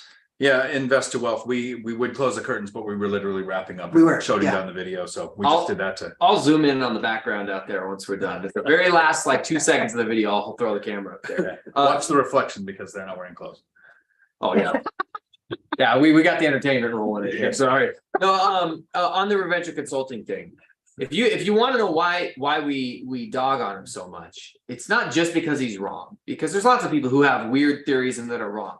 If you go through and you read through the comment section of his videos, you figure out why we make the videos that we do. Because what's really sad, it was in the exposed video I did on him, my fourth one.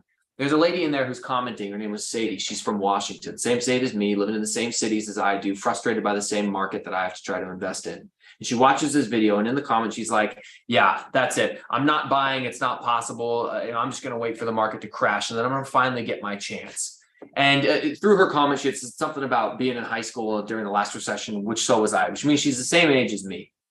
And what's wrong, the lasting damage he's doing is he's encouraging people to give into their fear, sit on the sidelines and do nothing, and just hope that maybe the market will crash and somehow that'll be a better buying opportunity. While at the same time, there are people out there investing right now successfully. You just have to know how to do it. But if you tell people, be afraid, then they're never going to get started. And personally, I think it's slightly more sinister. He has spent a lot of time feeding people fear so that he can sell them security. This is what politicians do. This is what news outlets do.